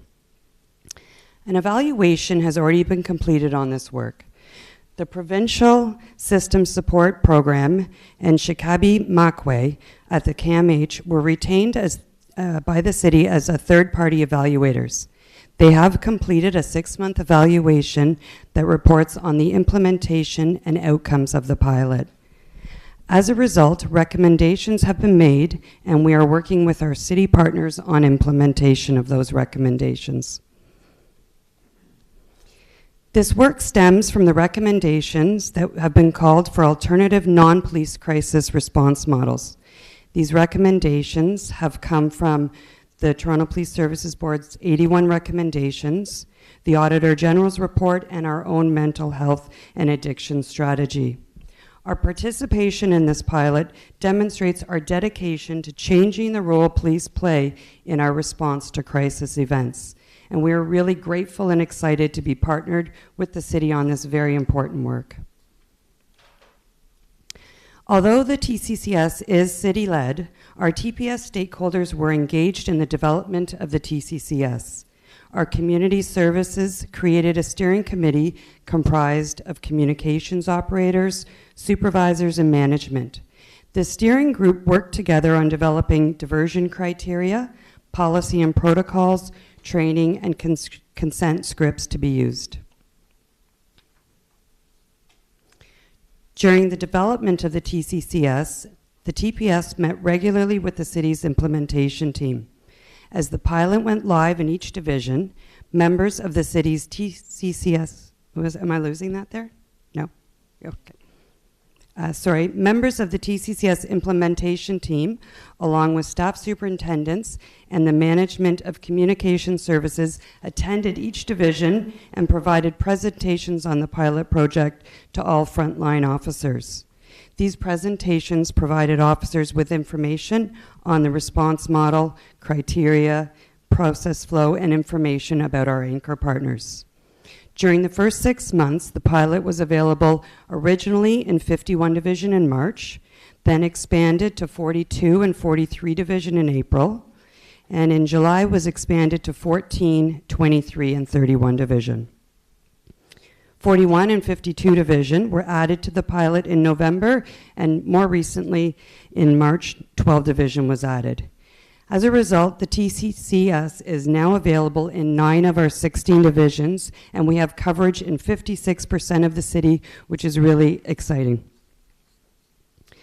As an overview of the process, when communication operators receive a 911 call, they can provide the option to connect with a TCCS service navigator instead of receiving police response in relation to non-emergent crisis events that meet the criteria for diversion. The criteria is essentially that the call must be non-emergent, there must be no weapons involved, and not be violent. At that time, our communication operators explain what the TCS response can provide and ask for consent to connect the caller with the service. If the caller consents, the operator then conferences the call to our TCCS service navigator at 211 and provides the navigator with a brief overview of the event details. The service navigator then takes over the conversation with the 911 caller and the communications operator is able to disconnect. Every transfer is warm, and by that we mean that the 911, our communications operator does not disconnect the line until the transfer has been made completely. The service navigator then connects the caller to the appropriate community-based support services or dispatches a mobile response team, and this allows the caller to get the very best options and service. Between March 31st and September 30th, that's the period of our 6-month pilot project, communications operators offered the service, oh, I'm so sorry. Communications offered the pilot service in 2,673 events. Callers accepted the offer of the pilot in lieu of police response in 1,630, resulting in 61% of an acceptance rate. We continue to collaborate with the city's TCCS implementation team to improve these numbers through increased public awareness. The city's TCCS implementation team has begun a public awareness campaign, coupled by outreach efforts by our anchor partners in order to raise awareness and understanding of the TCCS pilot, and we believe that will increase the participation. In order to ensure proper call diversion right at the start, right in our communications operators, training was provided to all communications operators that was focused on increasing the volume of events sent to the TCCS. It was also focused on building the 911 operator ability to recognize which events are in scope and get a better comfort level with that transfer process. They were also provided with first-hand accounts from Gerstein crisis workers of how that crisis response would occur after that transfer had been made. Between our first and 6 months of the pilot project, the number of events offered a TCCS response increased by 77%. We anticipate that this trend will continue as we move forward and our communications operators gain more experience with the protocol. We do have numbers that continue on from September up to December, and the numbers did proceed to increase. As I mentioned in the previous slide, 1,630 events were transferred to the TCCS. Of those events, 70%, 1,137 events, were diverted and police did not attend. Although police were required to attend a small portion of the events, 30%, and that attendance would be in concert with the TCCS. As you can see by the graph, the Downtown East or 51 Division catchment area had the highest events successfully diverted. However, they are also the catchment area that began in March and have been with the program for the longest period of time. It's estimated that as a result of the TCCS, 5,816 officer hours were saved through these diversions, and that allows our officers to engage in other priority functions. When looking at those 493 events where police were still required to attend, there's a variety of reasons that this is occurring. The most common reason is at the request of DAS. 24% have situations where DAS is still requesting police to attend when TCCS is attending. Right now, the Toronto Paramedic Services are reviewing their policies regarding requesting police attendance, and our communication operations are involved in a committee to contribute to that work. That work does align with the Auditor General's recommendation to collaborate and review protocols when paramedics request police attendance. So hopefully with that work moving forward, that number will greatly decrease, and those will be situations where TCCS attends without police engagement. In 20% of our situations, the caller wanted police to co-respond. In 15%, the service navigator deemed the circumstances of such that police should attend with TCCS. and in 11%, the TTCS mobile team requested police attendance. In 10%, it was as a result of officers being prematurely dispatched, which is another thing that we can certainly move forwards to work on and lower that number. While TCCS was designed as an alternative response model, it has caused an unintended impact on our communication services, increasing our talk time. Talk time is defined as the duration of time our communications operator spends on an emergency line with a 911 caller. Communications tracks talk times on all events. The call diversion process adds talk time as the operator has to educate the caller on the TCCS and explain a two-part consent that is required for diversion. Following the consent, there is then more additional talk time as the call is actually transferred from our communications operator to the TCCS 211 navigator. As a result of that talk time, we are seeing approximately 7 minutes and 36 seconds of additional talk time added to our diverted calls. As a result, the expansion of the TCCS may require additional communications operators to account for this talk time. That being said, we are acutely aware of this consequence, and we're working in partnership with the city to look for solutions. We're engaged in a process review to identify ways to reduce the delays and improve the call triage process.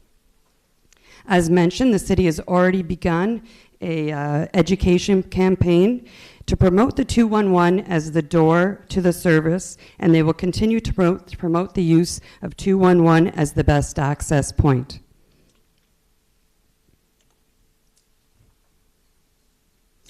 When we're looking at the diversion rates for people in crisis as a result of the program, if you look at this slide, column A and B combined account for the total person in crisis and threatening suicide events that occurred in each of our catchment areas during the pilot. Column B lists the total number of those events in each area that were diverted to the TCCS pilot. As a whole, the TCCS pilot successfully diverted 23% of our events without police attendance. We anticipate the success will continue and improve through awareness on TCCS on all levels. Increased awareness of the pilot by our service users, family, and frontline officers will escalate the flow of crisis events to the TCCS and community-based supports, who have that knowledge and experience to deliver the service that is most needed by the person in crisis. And when we look at our numbers, we can see 51 Division has 27%. And again, they're the catchment area who have been with us since March and had the service for the longest period of time. So I think as information flows and it becomes more of a second nature to communications operators, officers, and even for people who are acquiring the services, their family members and support workers, I think we will continue to grow the program, and those percentages will just only continue to grow.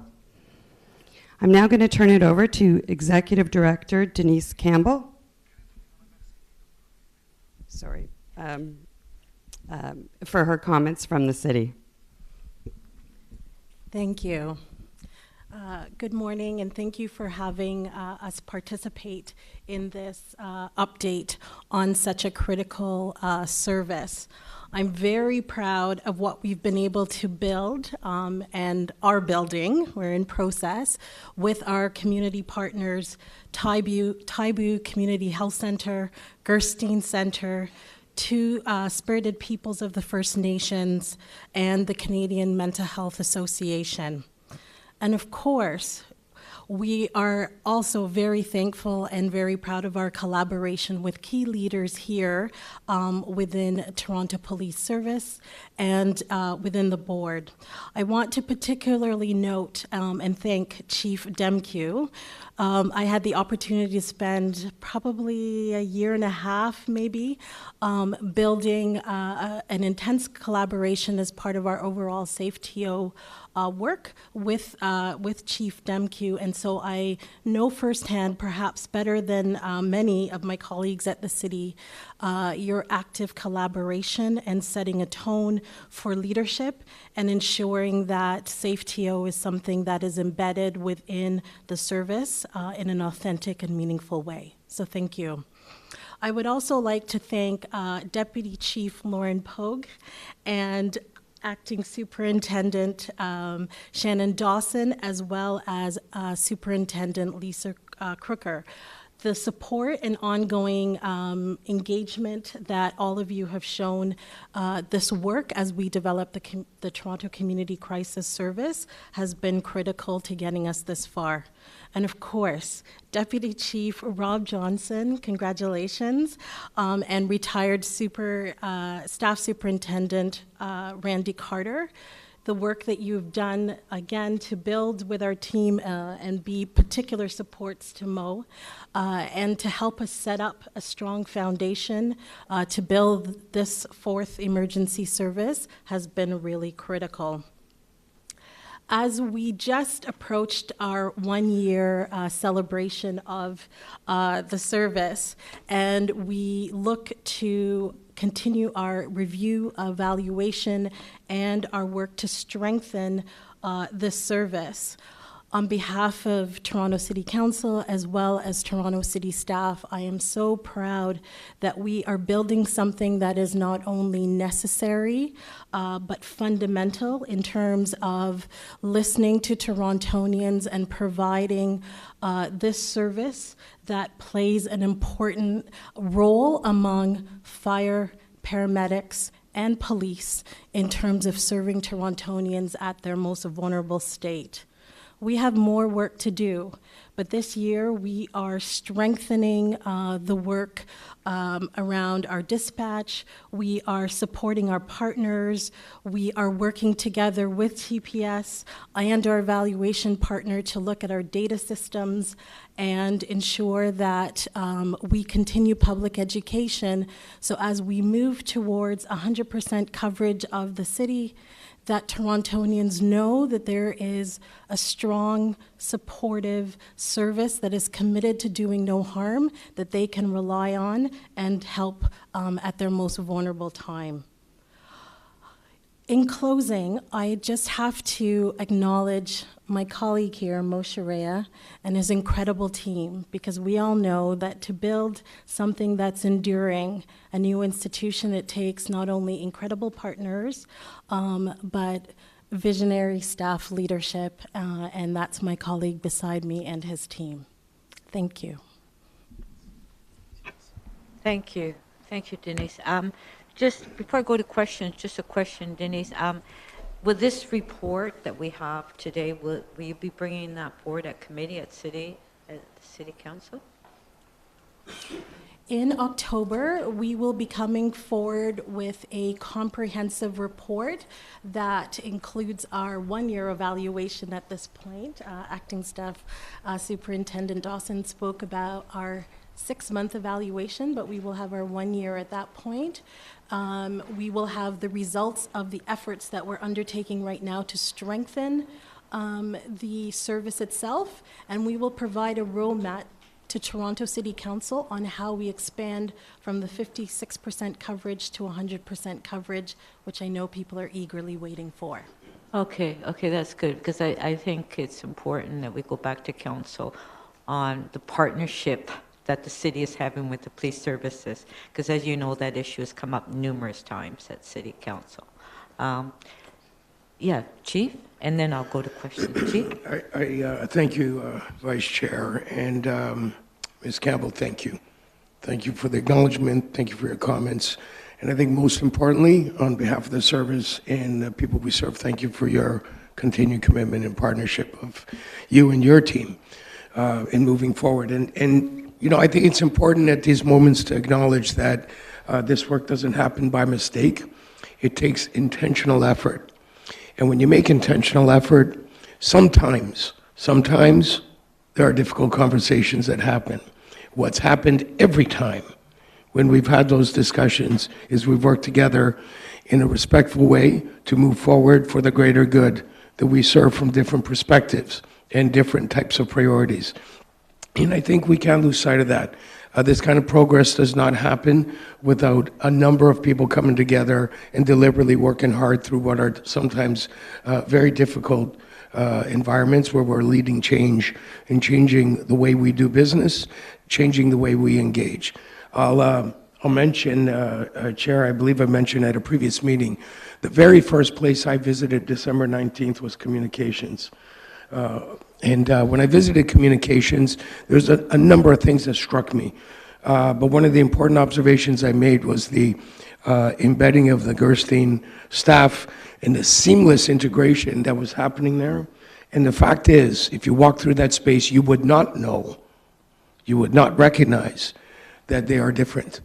They work together as a team for different reasons, for different priorities, in a way that was seamless, integrated, collaborative, in a way that we don't often see or need to see much more of. And quite frankly, your work and your relationship with us is a shining example of the type of collaboration that's necessary and moves us forward in the right way. So thank you for that. Thank you, Chief. Do we have any questions on the presentation? Lisa? How are you? Thank you. So knowing the caliber, and Denise and I guess, go way back in our sectors, and if you're around long enough, not to age us, in the sectors and the work of Mo and the partnerships that happen within our sectors and the city as well. It's great to see that we're moving forward in these partnerships, and like the Chief said, intentional. So question for you, and I know it's a year now though, can you give us one example of a challenge there's still a challenge that may exist within providing the service from a service delivery perspective, and then also if what you've heard back maybe from community, and on the flip side, the most, I guess, positive impact that has occurred from the program service delivery perspective, and then what you've heard back from the community. Thank you for the question. I'm going to start and then turn it over to Mo. I would say that this is probably a good challenge to have. One of the most significant one is really when we started this process to develop an alternative model, as I'm sure you're aware, we did look at 53 jurisdictions around the world, and we talked extensively to Torontonians so that we could understand and create a model that would work best for our city. And I would say that we have chosen to take a measured road, recognizing that what we're building as the fourth emergency service in Toronto is complex. However, it is long overdue. So there is intense interest, I think, from many corners of our city to move faster. And so trying to do this in a way that is deliberate and that will endure over time and ensure quality and consistency and safety no matter where you are in the city, in a model where we've chosen to partner with community agencies. We're working with the service. We are moving forward 211 as an alternative option into the service. There are many moving parts. And so what we just want to make sure, the biggest challenge, but I think the thing that we're probably most proud of, is how do we hold all of that into a coherent model that can be consistent, that is evidence-informed, that is quality, and that is safe, and that people can rely on, and that frontline officers can rely on, because trust building, we understand, is multiple ways through this entire process. Thank you for that question. In terms of a challenge, to echo what Denise just said, I think specifically increasing the dispatch and the operations challenges that were highlighted by Staff Superintendent Dawson, but also access, letting people know this exists. This is a door that you can walk through, that you will get support. So that's part of our public education campaign that we have to continuously do, was one challenge. In terms of a success, I would say, at a high level, some of the referrals we've been able to do, roughly the 28% of people who've agreed to post-crisis follow-up, which is up to 90 days of support. We know when people fall into crisis, it isn't just that one time, that there are some underlying issues and supports that they may need that's ongoing. And I think a key success to this program has been the great work of the partners to do the follow-up within 48 hours, either a phone call or in-person visit, but also providing those on-site referrals to either counseling supports, food supports, any follow-up supports that they may need. But then also the more intensive case management supports has truly been a success of this service. Thank you. Sorry, are there any further questions? Nadine? Yeah.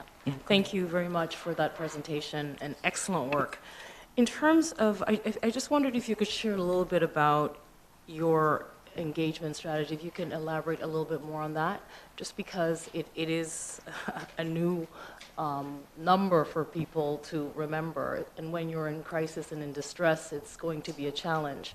And so what is if you can share just a few elements of what that's going to be, because that's critical and key. And what are the other partnership plans that you have? Because again, that community partnership is going to be key in getting the engagement that we hope that this will bring. Thank you. Thank you for that question. So the engagement strategy, I would say, has been multifaceted. I'll start with what the anchor partners have done on the ground. The anchor partners on the ground in each of their local areas have gone out and visited their local employment social services offices, have engaged with their local social service agencies and offices, have also gone out to their local TTC and Go Station locations. So they've done a lot of on-the-ground, boots on the ground, flyering, going to different buildings, going to community events as large as Pride, but as small as local community barbecues. This serves to increase community awareness, and we're going to do a lot more of that going forward. In addition to that, the city has spent and coordinated with the community anchor partners to do a social media campaign in multiple different languages. The languages that are spoken the most in those different areas, but I've also done a bus shelter campaign that was live from January till March.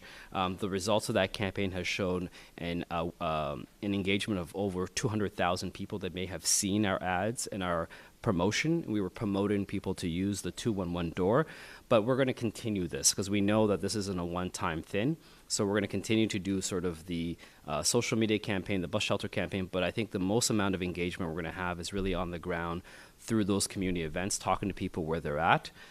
We are also working with other city agencies and boards and commissions, working with the Toronto Public Libraries to do drop-in centers at different locations, working with Toronto Community Housing. I just came from a presentation this morning with their special constables at 6 a.m., bright and early. And I think to your last question, which is around partnerships, each of the partners brings to this work a multi-partner response. So as an example, Taibu Community Health Center in Scarborough has 7 partners in their collective, and that includes primary health partners, that includes culturally specific partners like Hung Folk Mental Health Association, because I think from the perspective of the city and Toronto Police Services, not one agency or one group can solve this problem. Many hands make light work, and we certainly know that we have to engage multiple service partners and providers to help connect people to what supports they may need. So therefore, there is already existing within each particular location multiple partners, but they're always open to having more partners and expanding that partnership. Thank you. Thank you. Okay, thank you very much for the presentation. Speak to it. Yeah. And so now we'll go to speakers. Lisa, to speak. Just to say that I just think it's really important, and again, to reiterate, and I use it all the time, the intentional purpose of such initiatives and programs, and that this was also very much founded to, we show it in the 81 police reform recommendations, and how I believe it's wonderful, the collaborations, and within also the service support, the board support, but also within our MHAP, the Mental Health Addictions and Advisory Panel, and the communication that's been happening back and forth regarding this program as well, and the input and the feedback that is able to provide the opportunity for those members of our community from folks that come from very diverse backgrounds and expertise and also lived experience, especially considering people in mental health, within crises and people in crises of various backgrounds is really important and helpful. And moving forward, I think this would only benefit all of us in working together and supporting one another in such initiatives and helping our community. So thank you very much for everything that you're doing. Thank you, Lisa. Are there any further speakers on the item? Chair Ann Morgan. Thank you. I just want to thank all the presenters for an amazing presentation. One question I had, well, it's kind of two. Were there any unexpected results that occurred as a result of this collaborative effort? And secondly, and maybe I missed it, but for example, have there been any decrease in repeat callers? So for example, somebody may have suffered from food insecurity and called because they just needed help, might be appropriate for diversion. Are you seeing any of those folks, whether or not, you know, statistically or just anecdotally, who have now been diverted from the police system and now are relying on other sort of partners to assist them? So therefore, not just, you know, decreasing officer time, but decreasing future usage of the 911 system because they have other agencies. Thank you for those questions. I think in terms of perhaps unexpected, but delightfully so, has been frontline officers calling and wanting the TC. I could never just say that. Toronto Community Crisis Service to respond to a call, or they've gone and said they're not the appropriate response, the new service is the response. And I think that's part of that intentionality and part of the work of building awareness within the system and the service so that people understand what the kind of quality and consistency that our community partners are providing. So that was hopeful, slightly unexpected, but a good thing. And then in terms of seeing a reduction in repeat people in crisis calls, that is something that we're looking at for the 1 year evaluation. So we don't have concrete data as yet. I will say that obviously when council directed that I take this on and we create this alternative response, it was in an effort to divert calls, and as you heard, we're now at a 23% diversion rate, which I must add is one of the highest in North America. New York is at 22%. Not that I'm competitive, but it's nice to see.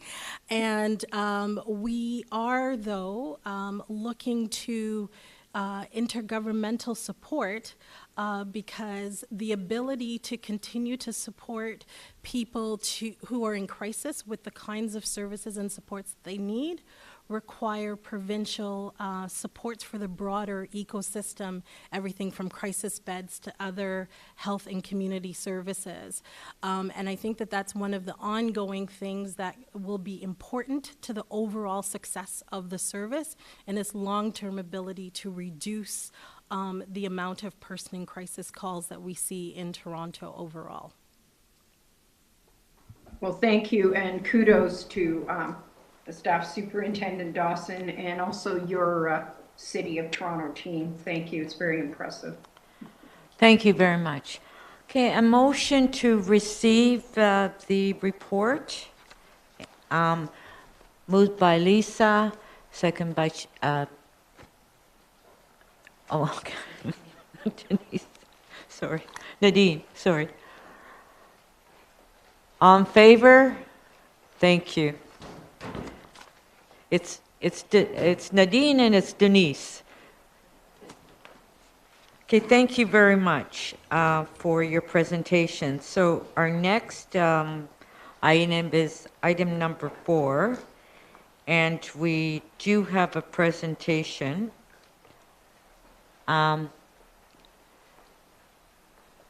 So you'll keep it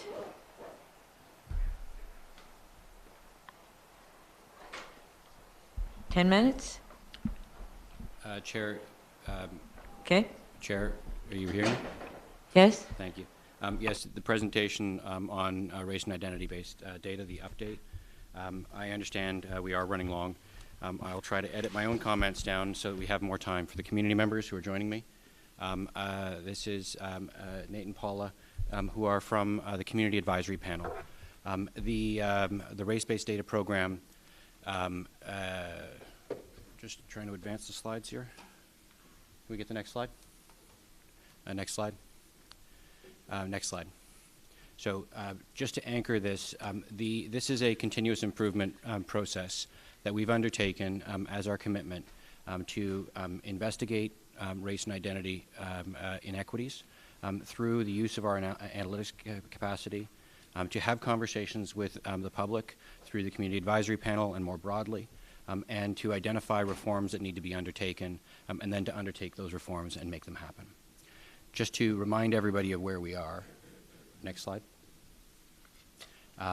This is rooted in calls from the community to take action. Long-standing calls from the community, which have ultimately culminated in legislation, and this board's direction to the service to undertake the evaluation of race-based data. Sorry, next slide. Am I in control? Okay, I'm in control now. So what we've undertaken is an examination of use of force data, as well as strip searches in the last round, and we're just getting ready to look at the next round.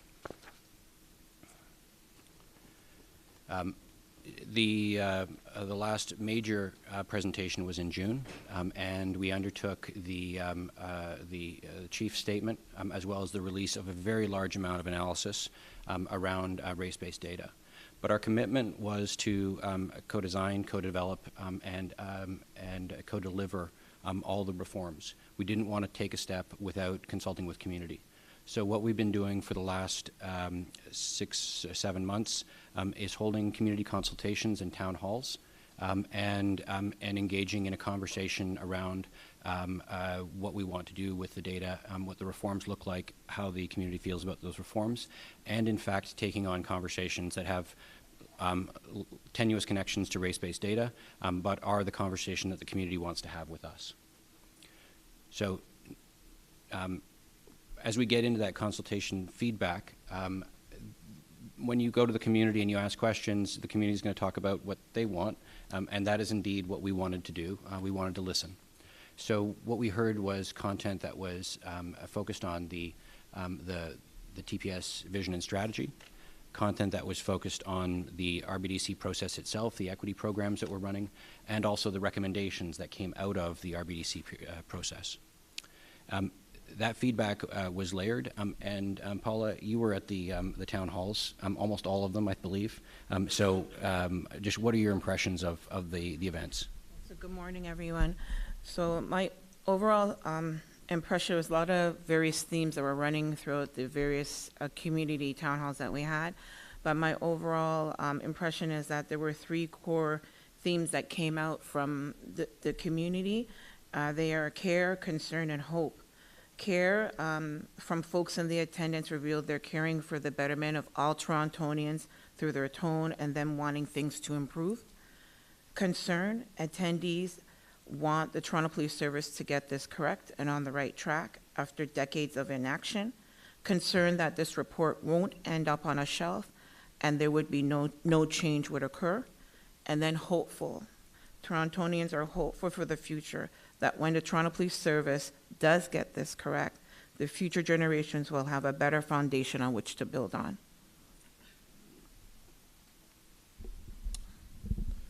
Thank you, Paula, and good morning to everybody here. One of the things we heard with regard to support for community policing that was very prevalent at each town hall is the strong support for our neighborhood community officer program and community policing with challenges to the service on time and positions for neighborhood officers. At every single town hall, community members expressed their appreciation for the NCOs, highlighting their role to build trust within communities. At the same time, the churn rate of NCOs was identified as damaging to this appreciation as community members felt time was vital in building strong relationships and partnerships. A perceived frequency of change in NCOs made communities feel like they must continually reestablish the groundwork of a relationship. Participants also provided insights into how to improve the NCO program and which proved successful in strengthening relationships with the communities. Number 1 was creating promotional opportunities within the community so that officers do not have to leave in order to get promoted. Number 2, involve community members in co-designing the NCO program. And number 3, pair officers of different backgrounds to learn from each other and also immerse them into culture to forge trust relationships with community members. Additionally, when we look at the impacts of vicarious experiences, community members, specifically young people, shared how opinions of policing were impacted by what they see online or in other jurisdictions, rather than firsthand experience with the Toronto Police Service. Youth also mentioned that they did not have the opportunity to talk to police officers and get a real sense of what it means to be a police officer and what the realities are of this job. Their understanding of policing are shaped instead by social media. And I'll pass it off to Paula. Thank you, Nate. A running narrative from our community town halls, from our participants, is that they want to ensure that accountability and transparency at all points and interaction within the Toronto Police Service is present. So if we're looking at accountability measures, again, the community members asked at every town hall about the accountability and the measures, particularly in relation to individual officers. While appreciating the data public release, community members wanted to know what the service is going to do to address the findings and how the service will be held accountable. Participants were particularly interested to know what internal processes are there and to what extent are they implemented, and they want them to be properly addressed misbehaviors. Mental health, again, is a topic of interest, concern that were brought up at the community town halls. We specifically had a few town halls that were specifically youth-focused. So the youth in particular were interested in how the service supports officers' mental health and underlined the link between healthy officers and service quality. The youth were interested to know what are the ways that officers de-stress, how they deal with their own mental health struggles, and how the service supports them to properly do their work in the communities.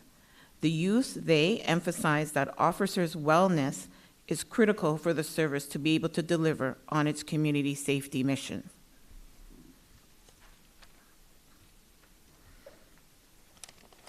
So we're going to the next area, which is impacting RBDC process, equity, and strategy. So training, again, was an area of focus, and we look at training with two prongs. So training and sensitivity, consistent questions about training, the training plan, equity, systemic racism, emotional intelligence, cultural religious awareness, and school to prison pipeline was brought up. In regards to training and sensitivity, community members asked a lot of questions about the types of trainings officers received, such as in regards to equity and systemic racism and the impact on certain communities, mental health, how officers are trained to assess a person in crisis situation, and how to handle the situation with empathy. Also, the community were asking about the officers' awareness of cultural, religious symbols. For example, the significance of tobaccos for various indigenous cultures, and that impacts interaction with the public and the role of policing in the broader school to prison pipeline. Participants emphasized that training is equally important for experienced officers as for new recruits, and basically in regards to unlearning inequitable policing practices, which is critical.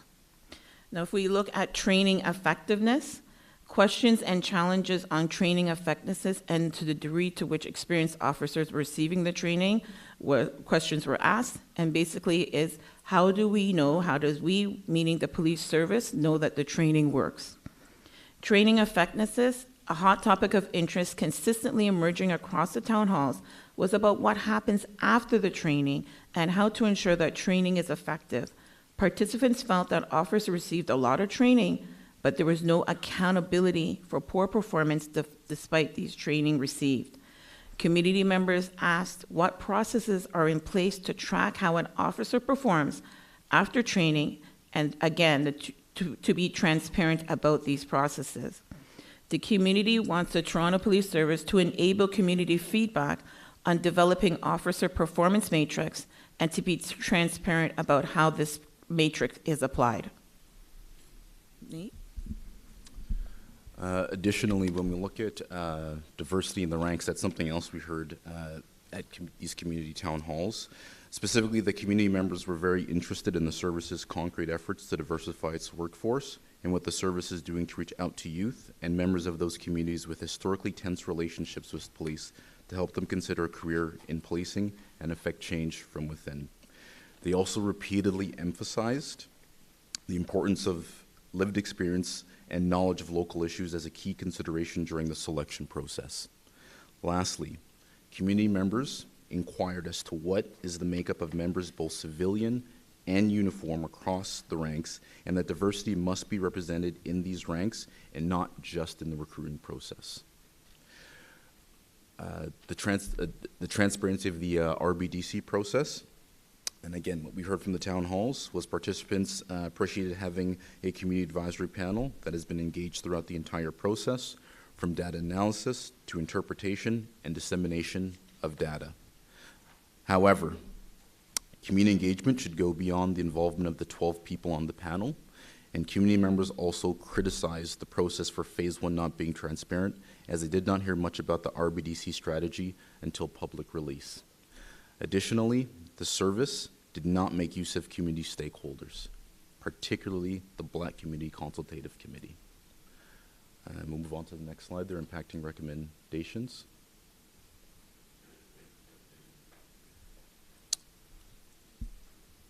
Is that you? No, I'm sorry, it's me. So with regarding to impacting recommendations on body-worn cameras, participants at every town hall had several questions regarding the body-worn cameras. They wanted to know how it worked and how they would know if the camera is on during the interaction and if the officers would turn it off at their convenience. Neighborhood community officers participating in town halls provided demonstrations and explained how they use the cameras. Community members also asked about accountability mechanisms in place to ensure the officers use the body-worn cameras properly during interactions with the public. They also were interested in who is reviewing the footage, how it is used in decision-making, and how the public can get access to footage to support complaints. And use of race-based data for discipline. So at the beginning of each town hall, the key data findings had been presented, and one of the questions asked was why the data cannot be used to identify individual officers. Community members requested that the RBDC name individual officers and discipline them up into including dismissal. Now, this was a common question that continually reoccurred at these town halls, and I'm not in the best position to answer, so I will pass it off to CIO Stairs to provide a response. Thanks. So when we do the race-based data program, the program is designed to measure the service and look for discriminatory practices or differences in outcomes. We barely had enough data, and we really had to squeeze that data to try and find all the findings that we did at an organization level.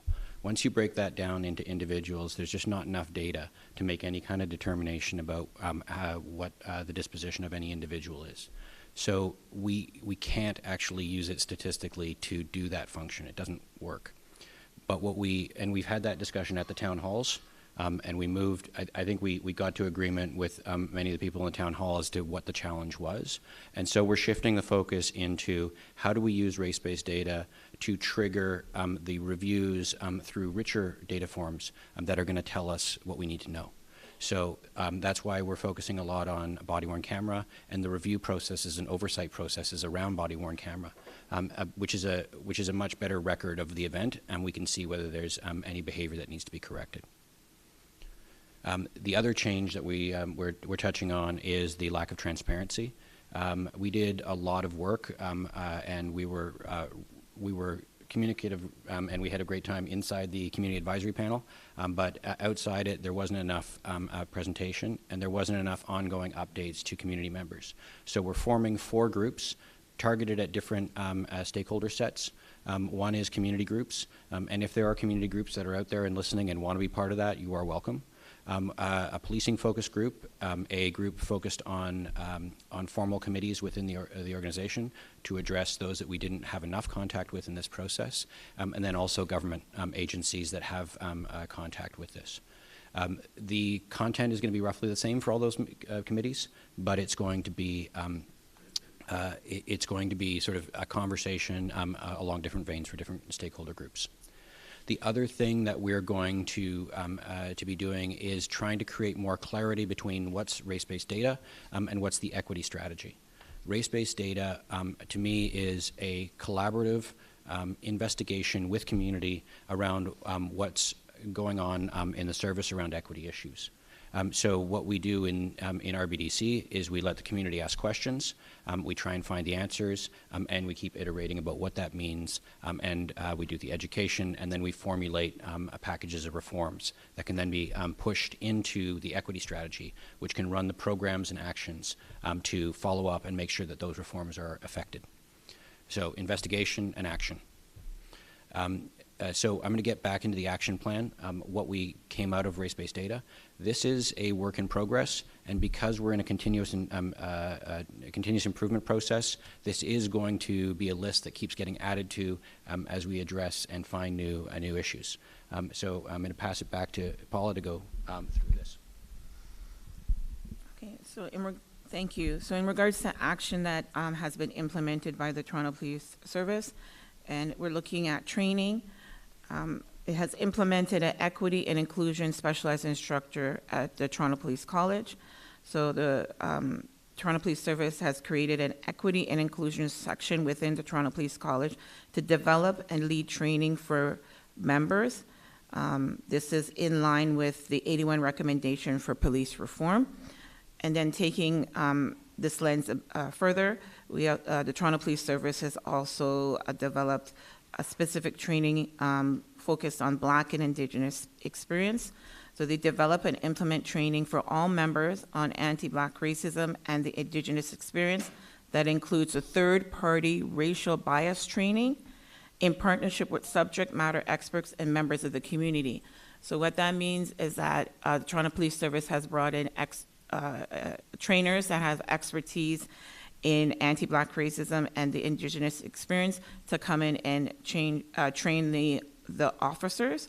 And this is also along the recommendation from the Anti-Racism Advisory Panel, as well as the Confronting Anti-Black Racism Unit at the City of Toronto.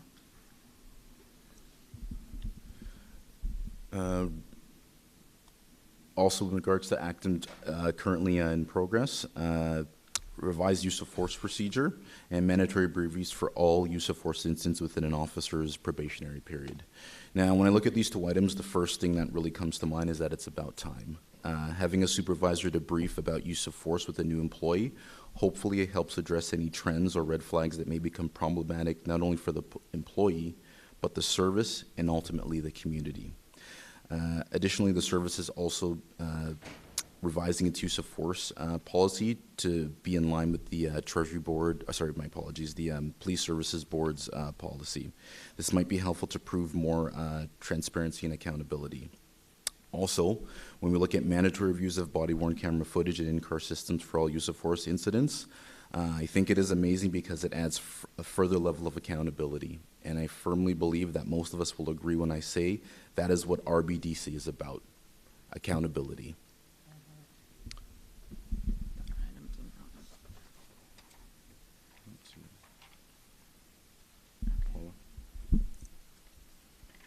No, yeah, go back, thank you. Okay, thank you. So again, if we're looking at on the list of action items in progress, looking at the training, the Toronto Police Service right now has also various trainings in progress. So fair and impartial police training. They've expanded the adverse childhood experience training for all uniformed members, and also enhanced the coach officer training course, which is having the training and understanding of community-centric service delivery. So what this type of training is looking at the whole officer. But again, the community has some questions about this. So the one of the what the focus of the community is, how do we know that the training is going to stick? How do we know that it's working? The community is concerned that all officers, from new recruits to officers that have long serving with the service, is receiving these trainings. And how is the Toronto Police Service evaluating the training? And how does the Toronto Police Service know what does this basic evaluation look like? This is the concern. So the Toronto Police Service is doing a lot of these training, but how do you know that it's working? And then what are you using to evaluate that?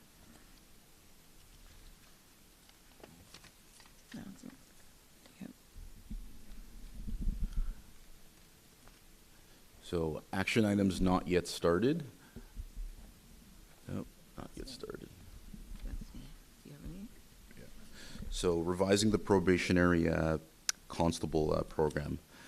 So revising the probationary constable program to ensure every probationary constable has a divisional specific community experience of 40 hours and 3 cycles, 12 weeks, and be assigned to a neighborhood community officer to build an enhanced foundation to community-centric policing and exposure to the community with a proactive lens. So we know that Toronto is a very diverse city, and anybody that is coming into your organization, that is coming to work in the city, needs to have a very, very clear understanding of the many different, races, identities, cultures, backgrounds that are prevalent in different parts of the city. Paula? Thank you. And just to piggyback on what Nate says, when I'm referring to the community, I say the various communities within the Toronto community. So we want to make sure that lens is there. So again, if we look at actions that have not yet been started, the community is concerned about equity anti-bias training for the 911 officers. At the various town hall, this was brought up. It was brought up as a positive move, as information provided by the 911 officers to the first on the scene 911 operators, to the first on the scene officers could taint the interaction and have negative consequences from the beginning. So this was a concern from the community that the officers are getting, the uniform officers are getting equity anti-bias training, and the concern is that that training should also spill over into the 911 operators because they felt that the 911 operators help set up the interactions after a call has been made and someone goes onto the scene, the police officer goes onto the scene. So just to underline, what we're hearing is deeper evaluation of our efforts at anti-racism training, looking at completing many of the training elements that we're talking about, and looking after our people from a mental health perspective, and continuing to dive deeper into this work. This work is going to continue. The timelines above.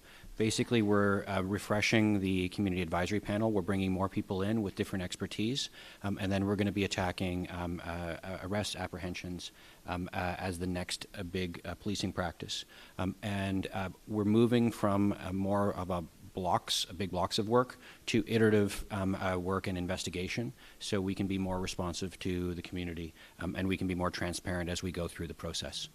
With that, Chair, I'll take any questions. Thank you. Thank you very much for your presentation, and thank you to members of the panel. Do we have any questions? Lisa. Good afternoon. Can you just tell us when will Phase 2 roll out and the data on the 2021 and 2022 data be provided?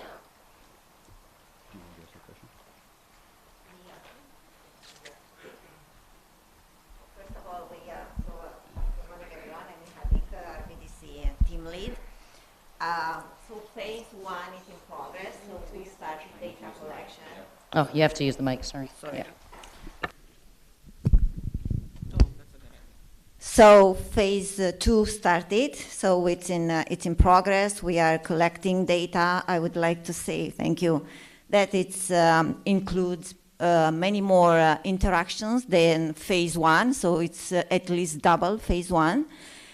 So we are working currently with the CAP members to understand, first of all, the contextual information of the interactions, because it's very important, especially mental health apprehension is part of this phase two. So it's very important to have a good grasp of what these interactions mean. So then we can prepare our community advisory panel members to have constructive conversation about hypotheses. And at the same time of doing phase two, we also continue the working in phase one. So right now we are in the process of replicating all the data you've seen for 2020 for use of force and strip searches. We are replicating this analysis, and we'll be publishing this information. So we are in the process right now of working very closely with our analytic unit to clean the data, make it sure that the data is of good quality before we proceed with analysis. It's work in progress, and as Deputy Stairs mentioned, having this more transparent reporting approach, we regularly update the stakeholder groups and different kinds of community members what we are doing. And we have a new section on our website. It's Follow Our Progress. There we posted the feedback from town halls, and we are going to post progress on how we are doing in terms of, reporting on data, what kind of challenges we meet, and yeah, so all this kind of work. So. And would, I guess, the self-identification and the traffic stops be included in that as well as you move forward? The information on that? That has not been, the self-identification of traffic stops has not been initiated. Part of the challenges we have there are with our technology setup. And so we need the technology to be able to gather the data to then be able to analyze that information. We hope to have that in the next tranche if we can get our technology set up right. Okay, and I'll just say over the top of this, because we are co-designing, co-developing this program with the community, we are traveling at community's pace. And sometimes that's faster, and sometimes that's slower as we're having the conversations we need to have and making sure that everybody's along on the journey.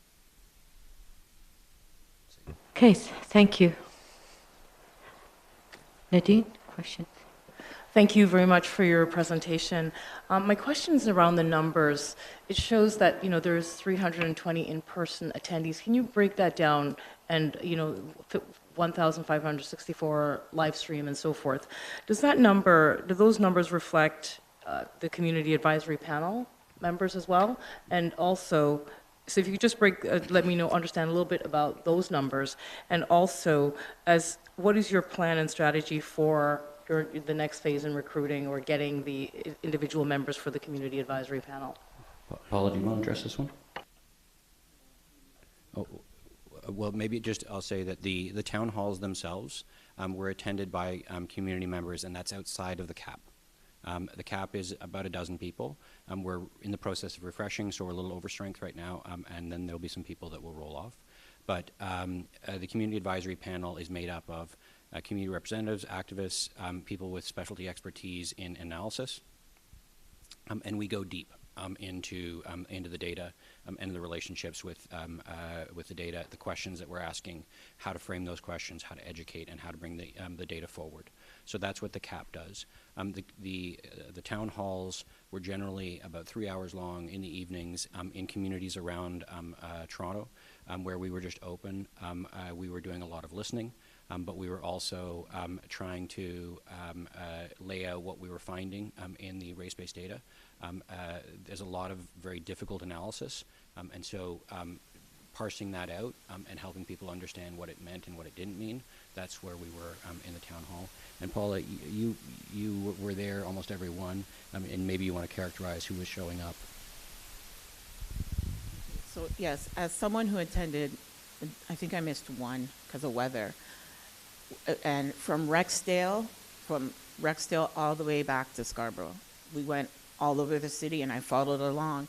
And basically, each of the town hall, we had anyone from that community that came. It was a cross-section of basically that community.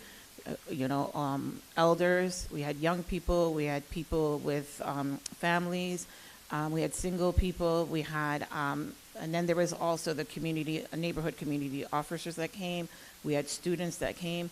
And the one thing that I liked about it was people came up and voiced how they felt. And a lot of the interactions and the feeling that was there, it was very emotional for the people in our communities. That's why when I say that the accountability and transparency was an echoing sentiment, it really was, because the Toronto Police Service, in some communities, the trust is very scanty. And the people, they were, one thing I have to say about my fellow Torontonians, because I work and I live in Toronto, they care, we care about each other. The people who were there, whether online or in person, cares. And it wasn't any disrespect, it wasn't like attacking, it was sharing how they felt and how could we work together to get us to the next level.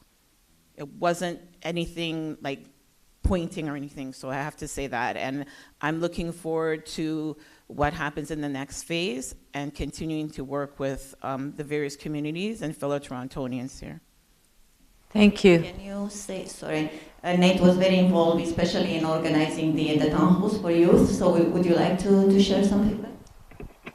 Yeah, so I actually, I work in the Malvern area, and I specifically, was, I guess, kind of put in charge in helping to facilitate and organize the general town hall that was at Malvern Library, and then we had a youth-specific one at Malvern Family Resource Center. So there was quite a bit of challenges with the youth one. It was trying to get them actually interested in advocating for change that actually would affect them. The way how I promoted it, unfortunately, was, listen, guys, you come and you'll get free food and community hours. That's how I had to promote it. And even when they were there, I was actually able to get two of my youth champions to come up and actually speak and help me co-facilitate it. We had one youth who, unfortunately, ended up taking a step back because he did not want to be on the Toronto Police Service's website. So that really said to me, this is an opportunity here to help try and change the narrative. Unfortunately, that individual still doesn't have like a very positive relationship, but I feel as though that town hall specifically there for youth, I really helped bridge the gap, because now when these officers come to Malvern Community Recreation Center, where I actually work, they're recognized not only by face, but by name, and we now have them integrated into a lot of our programs, so instructional basketball, cooking, and some other sports programs. Thank you. Thank you very much. Chief, you want to make a few comments? Thank you, Vice Chair. Just two things. To all of you and the CIO and your team, and of course the advisory panel, thank you. Thank you for your continued commitment. Thank you for community members, quite frankly, taking the chance in joining us. And you very, very succinctly spoke to issues around trust in the community. And how difficult it can be for people to get involved with us. And I think your commitment deserves particularly my gratitude as the Chief of Police, but on behalf of the Toronto Police, thank you. And I do want to take this opportunity as the Chief to look you straight in the eye and acknowledge that we will follow through and we will take ownership. You have my commitment as the Chief, and you have the commitment of this command that will happen. Thank you. Thank you. Okay, and thank you very much for your presentation. So does anybody want to speak on it and move the report? Nadine, do you want to move the report? Okay. Second by Lisa. All in favor? Carrie. Thank you very much for your work, and continue the partnership. And I think it's very important that we engage the community, and thank you. Okay. We'll now go to item number 6, which is contract award to POI Business Interiors. We do have a written submission by John Sewell, and we have a deputant, Chris Langenfield. Yes, can you hear me? Yes, we can hear you. You have 5 All right, minutes. So previously, you noticed you were talking to me and you actually locked me out from being able to respond. So obviously that's a problem with this software, and we've talked about that before, that you're locking users out while you're creating comments that aren't accurate. And indeed, you'll notice on this meeting that there's nobody on telephone, because when somebody calls in right now to WebEx for this meeting, they hear this.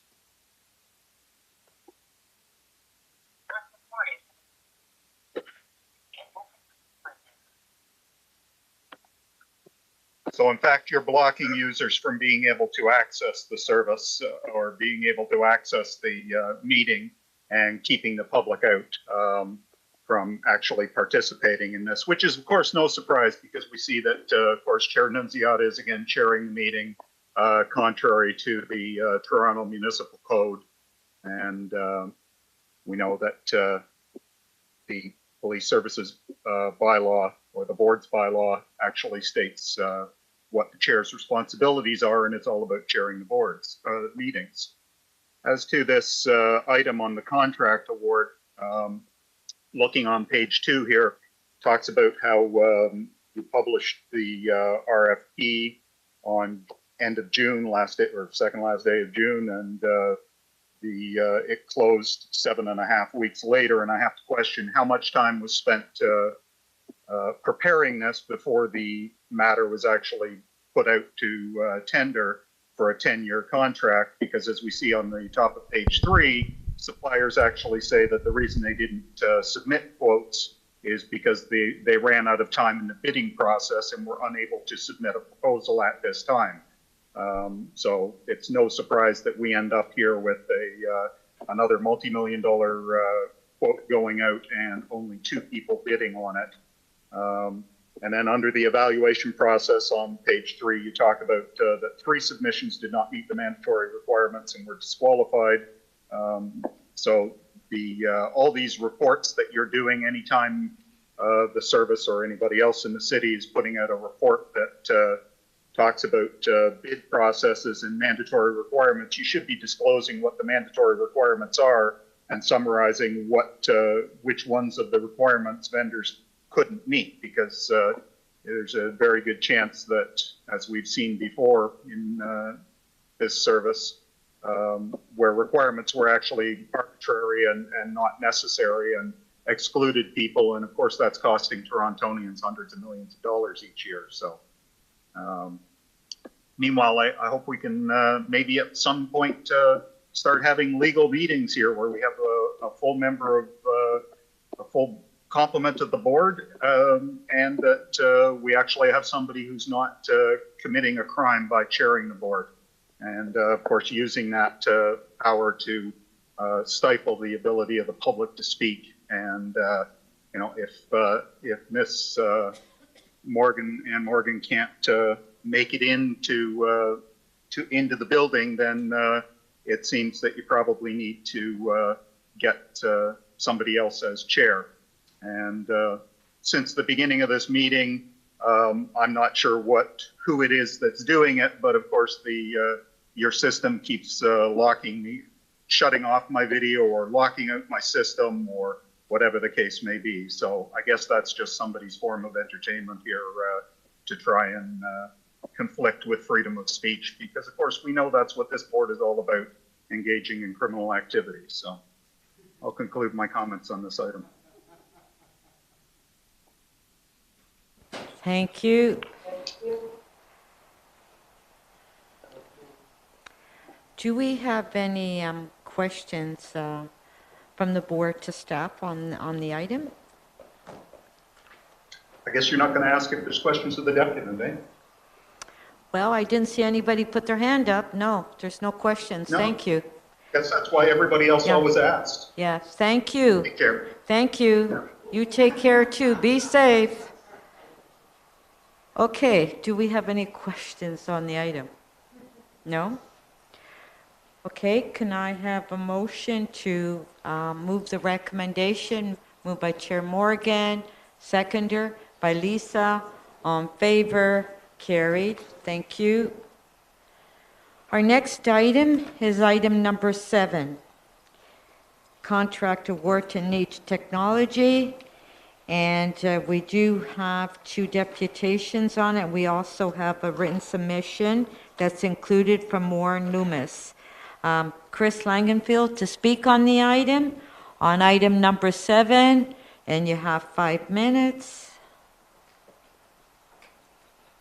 Okay, this is on the niche, the software, the upgrade of the records management system, and looking here at page 4 of the report, it talks about how there were product demonstrations were attended by over 500 members of the service.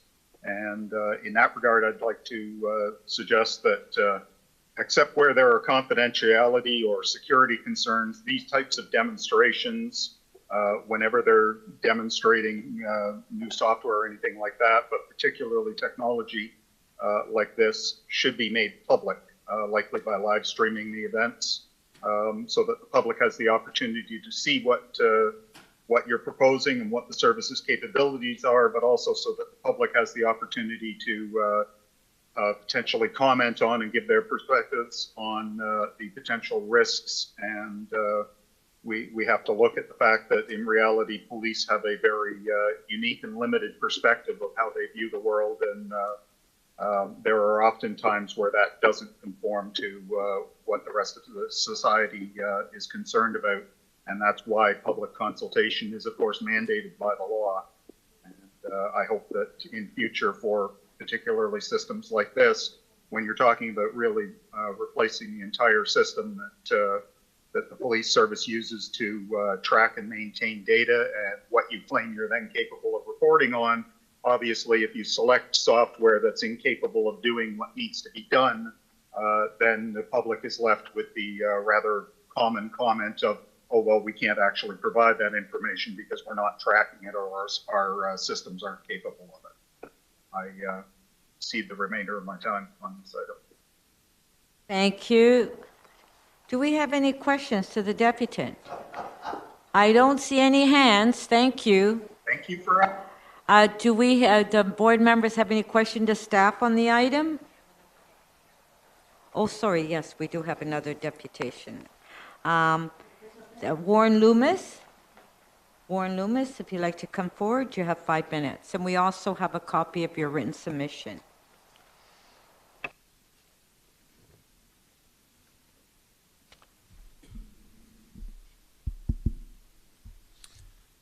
Vice Chair Nunziata, yes. Team board members, Chief Demkiw, and the executive of TPS. Thank you for taking the time to listen to our serious concerns. Born out of the RCMP, we come from a place of deep experience. Over the past 45 years, Versaterm has become an industry leader throughout North America, providing police and emergency organizations with expert software and services. Personally, I have 35 years at Versaterm, with all aspects of the company, from software development to my current role as CEO.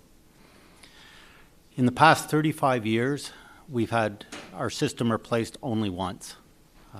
Although unfortunate, it's still a track record that none of my competitors can hold a candle to. We didn't achieve that track record with substandard software or poor support, or keeping it very modern so it never becomes old. Since 2010, my team and I have first-hand understanding of the intricacies of the RMS and TPS's operational challenges. We understand the widespread integration of the software and the potential, as well as the challenges for the future. We continue in good faith to collaborate and assist the Toronto Police Service. Sometimes that requires raising hard questions. We have continually offered to help, even meeting with frontline users to see how they're using it and how they can be better.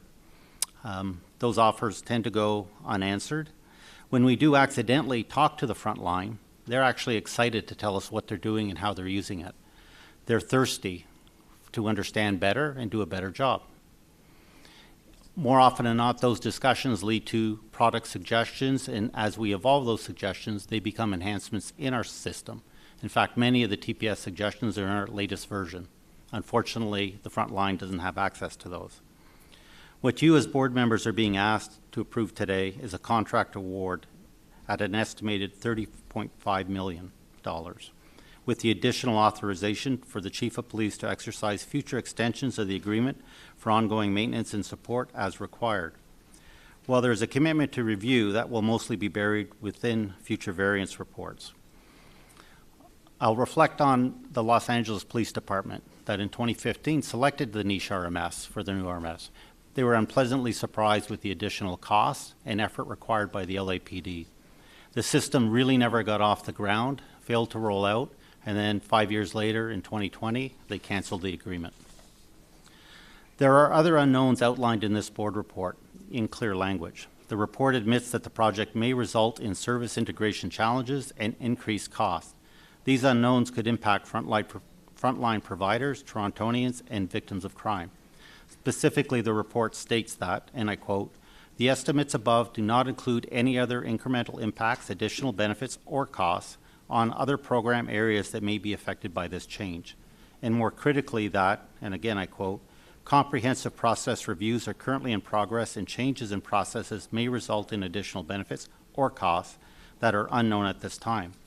So it begs the question, why are you being rushed into approving a contract today when you have up to 3 years within the RFPQ pre-qualification process to properly understand the details and develop a business case? Why not wait for these processes to be completed? By every measure of good governance, board members should expect to clearly understand the cost implications and challenges before signing off on a contract and project of this magnitude that has no recourse after signing. I do note that the budget has increased 50% since the budget deliberation in February. So again, why the rush? In September 2022, the board approved an RFPQ award to cover the next 3 years. The purpose of such a long runway was to develop the business case for the contract and project. In fact, that report reaffirms the need for a business case not less than 3 times.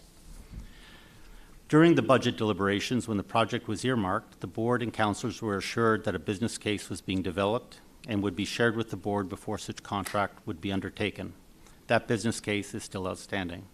You are being asked to approve a major project report with an in perpetuity blanket contract authorization. There have been vague generalities and allusions made about our current program, can and can't do. In reality, TPS has refused to engage in good faith conversation to sort through any alleged issues. The report today does not include the promised business plan. As such, we recommend you refer back to staff to complete that report, that business case. Thank you for your time, as we've raised important questions on this important resource allocation. Okay, thank you very much for your presentation. Do we have any questions to the deputant? Okay, thank you very much. We'll take it into committee. Do we have any questions to staff on the item? Anyone? No? Okay. Do we just want to have staff just comment on that question that was asked? Why now? Sure. This way we can at least make that public on the reason. So the question, would you like me to address the points raised? Yeah. Okay. Let me just check these. So first point, the contract award is not $30 million. It's 12.4 because what we're talking about is a transformation project with a software change embedded in it. And what we're asking the board to approve at this point is the software contract. The next point is in terms of the business case, which was provided in the confidential last month to the board, and the board has reviewed that. It's not our practice to make public the business cases because business cases contain significant commercial confidential material, and so therefore it goes to the confidential board. I'm sure you're all aware that you've received the business case in the last board meeting. In terms of recourse, once this contract is signed, we do have a 60-day termination clause in the contract, which means that should the project turn out not to be as expected, then we can terminate. But we've taken exceptional care in choosing this partnership. And since the RFPQ was endorsed by this board in September, we've been undertaking an evaluation and a one-on-one with the only successful vendor to understand their product, how we might implement it, how we might de-risk, and what the implications are going to be. With a product of this, the project of this size and scale, there are many unknowns, and there will be many unknowns well into the project implementation. That's the nature of doing this kind of transformational work. So the caveats in the business case and in the note speak to that. They don't speak to a fundamental uncertainty or infirmness in the decision. So, and we will be making presentations regularly to the board on the project as it unrolls to keep the board aware of the benefits, risks, and costs as they develop further. Thank you very much. Okay, can I have a motion to approve the recommendation before us? Lisa, Chair Morgan, all in favor? Carried. Thank you. Our next item, which is item number 8, it was held down because there was a motion that was to be prepared, which is the contract extension and increase in Microsoft Canada. So we do have a motion that's been drafted up, and we can put it on the screen, and I need a mover and a seconder on the motion. Can everybody read that? Yeah? So it's to amend recommendation 2 to read as follows: approve continued annual renewal with Microsoft for Microsoft Unified Performance Support on an ongoing basis for an overall period of up to 10 years, subject to funding approval in the annual operating budget process and satisfactory vendor performance. Members okay with this motion? Okay, can I have a mover? Moved by Lisa, second by Nadine. All in favor? Carried. Thank you. Okay, our next item is item number 9, which is the contract extension and increase specific safety products. And we do have a written submission from John Sewell. Thank you for that. We have a deputant, Chris Langenfield. You have 5 minutes, Chris. We'll put you on. Oh, sorry. Thank Yeah, hold on, Chris. Hold on. We have to go back to the previous item on item 8. So we moved the motion. So I need a motion to approve the report. Moved by Lisa, Nadine, all in favor. Carried. Okay, Chris, go ahead. 5 minutes.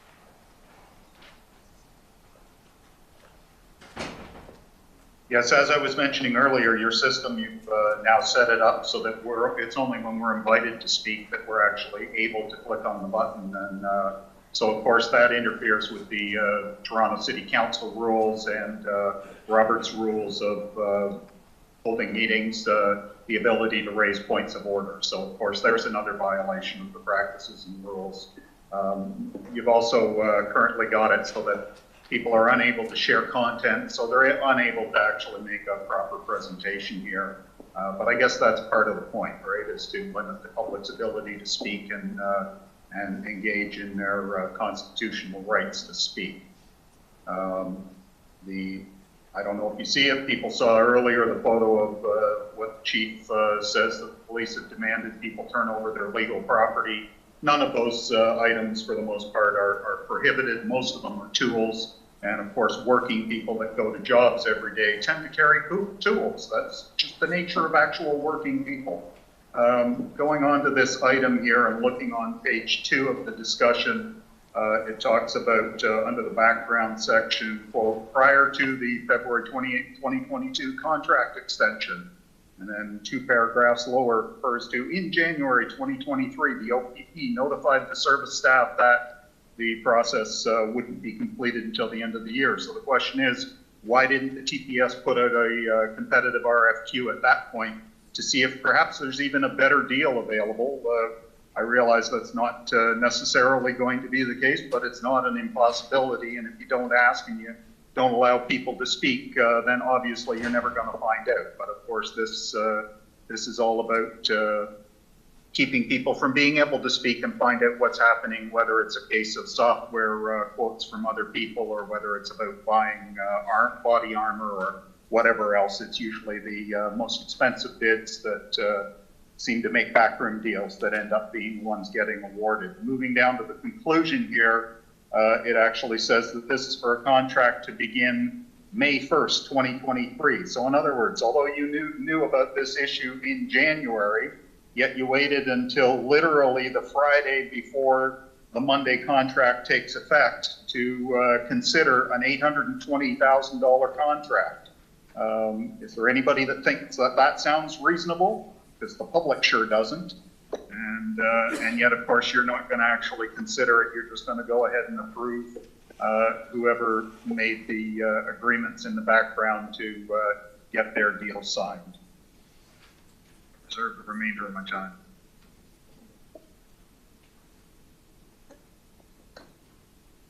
Thank you. Do we have any questions?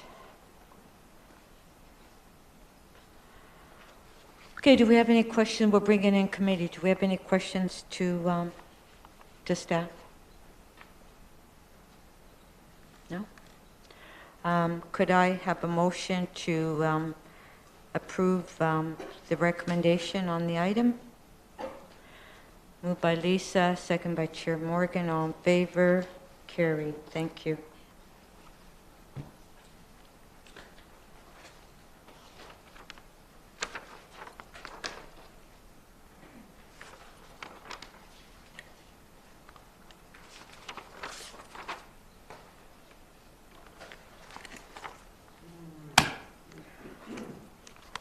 Our next item is item 13.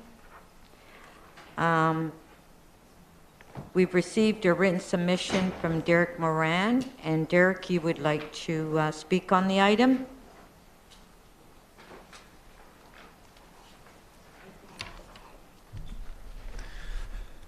I just want to say, by me speaking at this meeting, this shall not be deemed to be in any way my consent, expressed or implied, in doing so is fraud. God bless His Majesty the King, and long live His Majesty the King. And if I've ever led this board to believe in any way that I am a person, as mentioned in the definition for deputation in this board's bylaw definition section, then that would be a mistake, and that I ask this board to please forgive me. So in this report it says, Hicks, Morley, Hamilton, Stewart, Story, LLP, extensive legal expertise was needed during 2022 to appropriately manage legal risk related to labor relations and employment law, including during the rescinding of the TPS COVID-19 mandatory vaccination requirement and its attendant implications. The work done by Hicks Morley in this area contributed to the successful management of a potential $1.2 million legal risk in respect to the TPS COVID-19 mandatory vaccination requirement. Now, for accuracy's sake, this should read the imaginary TPS COVID-19 mandatory vaccination requirement, as this policy has never actually existed. It was never actually passed at this board. And I just want to point out that, again, that the only time Jim Hart never responded to an email of mine when I asked him which month exactly did this board supposedly pass that policy. And again, back to the case law I said earlier about silence amounting to fraudulent misrepresentation. So someone might be wondering, with the army of lawyers we are already paying for at the City of Toronto, why would we need to go outside of them and get any more lawyers to spend the public's money on? That's a good question. It's Toronto Party for a Better City versus the City of Toronto, 2011. The Superior Court of Ontario said that. Mr. Lenzer points out that the legal opinions provided by the city solicitor and city council are not as unequivocal as the applicant suggests. He also points to Ms. Kinistowski. Anna Kinistowski was the city solicitor before Wendy Wahlberg. Evidence in which she testified, question, and has the city solicitor's advice always been upheld by the court? Answer, I wish I could say that it was, but we provide by professional obligation is to provide advice, and that advice from time to time is tested by the courts, and we have been proven wrong before. No way. You're joking me. So one thing that Hicks Morley should be looking into is something I came across last night on Twitter. This is from the Epoch Times. The headline is, Lawyer Testifies that Canadian military doctors were told not to report vaccine injuries. And it reminds me that this board has never actually publicly discussed about the vaccine injuries that Joe Warmington, not once but twice, has written about have been suffered by Toronto Police Service members. Another thing Hicks and Morley should look into, because someone who's heard me speak about this topic at this meeting contacted me, who's in the know, I guess, with Toronto Fire, and they said to me that similar things happening in the fire department. Firefighters injured by the jab and no longer able to work, but fighting with WSIB to get coverage. There's injured firefighters who are too nervous to speak out, but their careers and now health are shot. Young, previously healthy firefighters. And I just want to let every Toronto Police Service member know, I probably should have mentioned this earlier, that if you have a similar experience or if you know of a colleague that's being injured by these COVID vaccines and you want to share this, and I will come say it at the board, but I will promise to you Toronto Police Service members that I will not identify you and I will not mention your name. So about a year ago, this past June or July, the province stopped collecting data regarding COVID mysteriously. And they used to have these fancy graphs and tables and charts. And I took a screenshot from April 23rd of 2022. It said, not fully vaccinated deaths involving COVID-19 by vaccination status rate per 100,000 people, 0.08. They also had another one, vaccinated with booster dose deaths per 100,000 people, 0.09. So on that particular occasion, particular time, if you were vaccinated for COVID, you had a slightly greater chance of dying of COVID than someone who was unvaccinated, which, come to think of it, I think I just figured out why the province stopped collecting that data and whitewashed it and deleted it all. Thank you. Do we have any questions to the deputant? No, thank you very much, Derek. Thank you for asking me, Vice Chair. Well, you were very courteous. Do we have questions to staff? No? Okay, can I have a motion to approve 13.1, 13.2? Moved by Lisa, second by Chair Morgan. On favor, carried.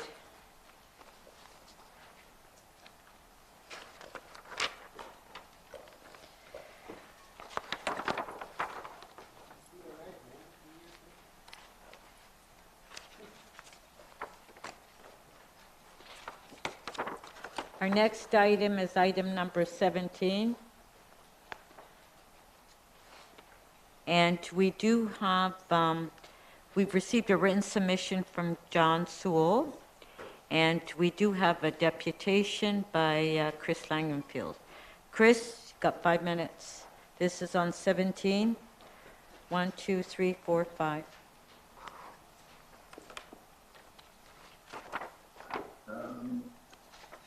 So 17, this is the Chief's Administrative Reports, is that?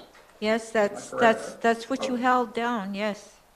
Yeah, well, your agenda doesn't actually number what the items are. So although I'm looking at the agenda, I only see the title. I have no idea what item number it is. So perhaps in future on the agendas, maybe they could include the numbers. I have recommended that in writing before, but of course, nothing happened. So I'm referring to the first of these collective group of injury reports here. This is the Chief's administrative investigation into the custody injury of complainant 2022.34, which was the individual who had a punctured lung and 3 broken ribs in an undercover drug bust. And I'm looking down here, that's at the top of page 3 in the description of the SIU director's analysis, and it talks about, quote, a punctured lung and 3 fractured left-sided ribs. Then further down in the analysis and director's decision, it talks about in the 4th paragraph there, quote, with respect to the force brought to bear by the subject officials in the complainant's arrest, the evidence is insufficiently cogent to warrant criminal charges. In my view, not enough is known of what precisely occurred between the officers and the complainant from the moment he was confronted in the undercover vehicle with arrest until he was handcuffed on the ground. And of course, we already know that we're spending hundreds and hundreds of millions of dollars on body-worn camera and the data storage for that. And yet here we end up with, again, more situations where all of a sudden it becomes no record of what happened, and somebody is hospitalized and, punctured lung, I got to assume, was potentially risking death. These kind of incidents, serious, possibly unjustified injuries as a result of brutal treatment, that's what body-worn cameras are supposed to document. Is TPS incapable of figuring out how to have an undercover with a smartphone? Everybody else seems to be able to live stream everything. Why can't the police officers figure out how to have somebody, the undercover guy, standing there on his phone like 80% of the rest of the population is, and they can actually be recording it in case you're worried that somebody would notice the several $1,000 Axon units, camera units. Obviously, there are hundreds of other styles of camera out there, and I would have expected the police service to be able to come up with a way to figure out how to have a camera and not have it be obvious. And that's what these are the kinds of situations where body-worn cameras are in fact supposed to be recording. How is it that a guy that was in a car with an officer, and I think it was 3 other officers there arresting him, how somehow he ended up with broken ribs and a punctured lung, and yet there's not really any evidence in there about in that report about him being violent or anything like that. Yet another concern of violence and injuries in the police service. I reserve the remainder of my time. Thank you. Do we have any questions to the deputy? No? Thank you for asking. Well, okay. So on item 17, which is the Chief's Administrative Investigation Reports, number 1, 2, 3, 4, 5. Do we have any questions to staff from committee members? No? Can I have a motion to receive the deputations and the items? Moved by Lisa, second by Nadine. On favor? Carried. Now we'll go to number 18, which is the election of the chair. So we have a written submission by Derek Moran, and he's also making a deputation, and Chris Langenfield. So Derek, you're on. You have 5 minutes. So the headline of section 5.1 of this board's bylaws say election of chair and vice chair. In accordance with subsections 28(1) and 2 of the Act, I'm assuming that's the Police Services Act, the members of the board will, at the first public meeting of the board in each calendar year, elect from amongst its members a chair and vice chair for the year, not this gerrymandering piecemeal nonsense that's been going on like the past few months. Also, I want to send a shout out to Dion Renee, who appreciated something I mentioned at the last meeting, and she wanted me to forward it to her. I have it in my written presentation. It's the actual screenshot email I got from City of Toronto City Clerk John Elvidge, who passed along to me section 27-6.4H of the council procedures. Speaker not to chair standing committee certain agencies. The speaker cannot serve as a standing committee chair, community council chair, or as the chair of the Toronto Transit Commission or the Police Services Board. Man, much to Dion Renee's surprise, wouldn't she be shocked to see you sitting there, Vice Chair Nunziata? Because Donovan Waters in his Law of Trust in Canada text mentioned that no one is obligated to accept the position of trustee. Because I don't like coming here and, being adversarial, pointing out that, I can't believe I live in a society in which the police board in my area where I live has now held 7 illegal meetings in a row. So this is something to think about whoever's about to become the new chair of this board. This is from R versus Boulanger, 2006. Supreme Court of Canada said, the purpose of the offense of misfeasance in public office, now known as the Section 122 offense of breach of trust by a public officer, can be traced back to the early authorities that recognize that public officers are entrusted with powers and duties for the public benefit. The public is entitled to expect that public officials entrusted with these powers and responsibilities exercise them for the public benefit. Public officials are therefore made answerable to the public in a way that private actors may not be. I mean, it's not too much to expect, I think, that this board actually follows the Police Services Act and follows its own procedural bylaws. So one way I spent COVID is watching you, Vice Chair Nunziata, co-star in a Hollywood movie called Run This Town. I don't know if you remember, but at the beginning of it, you and Councillor Fletcher and then City Clerk Yuli Wakas were having a conversation on what exactly does the word, remember Bill Clinton, what exactly is the definition of is? But in your case, you guys are talking about what's the definition of office. So this is from Regina versus Campbell, 1967, where the Ontario Court of Appeal said, an office has been defined as a special trust or charge created by competent authority. More tersely still, a public office is a public trust. The respondent suggests that the possible use of the word trust to indicate confidence is a colloquial usage. While it is perfectly true that the term trust is a term of art in the legal field of equity. This is from the Queen versus Sheets, 1971, where the Supreme Court of Canada said, the word office which validly ascertainable by reference to dictionaries means in part as noted in the dissent of Justice Kane, a position of duty, trust, or authority, especially in the public service or in some corporation, society, or the like, the New Century Dictionary, a position to which certain duties are attached, especially a place of trust, authority, or service under constituted authority.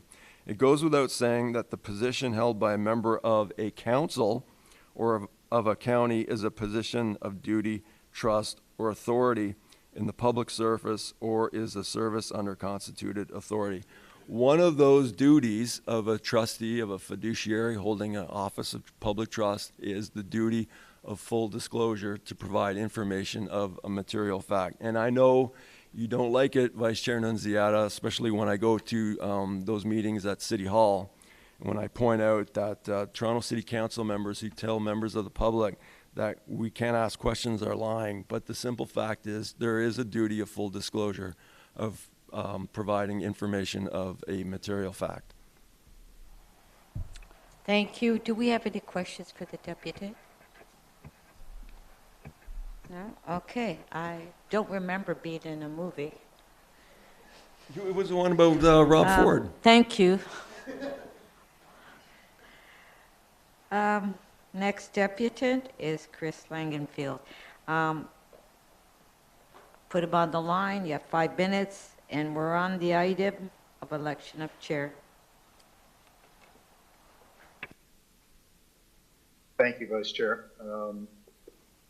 Yeah, that actually only the election of a new chair or interim chair or whatever actually only appears on the register at the top. It's not an item in details, but That's fine. I do appreciate you telling me what the title of the item is as well as the number.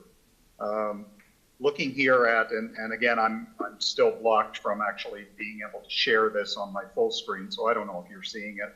I see it on my screen only in very small print, illegible. But thank you to Derek. This is what Derek read here about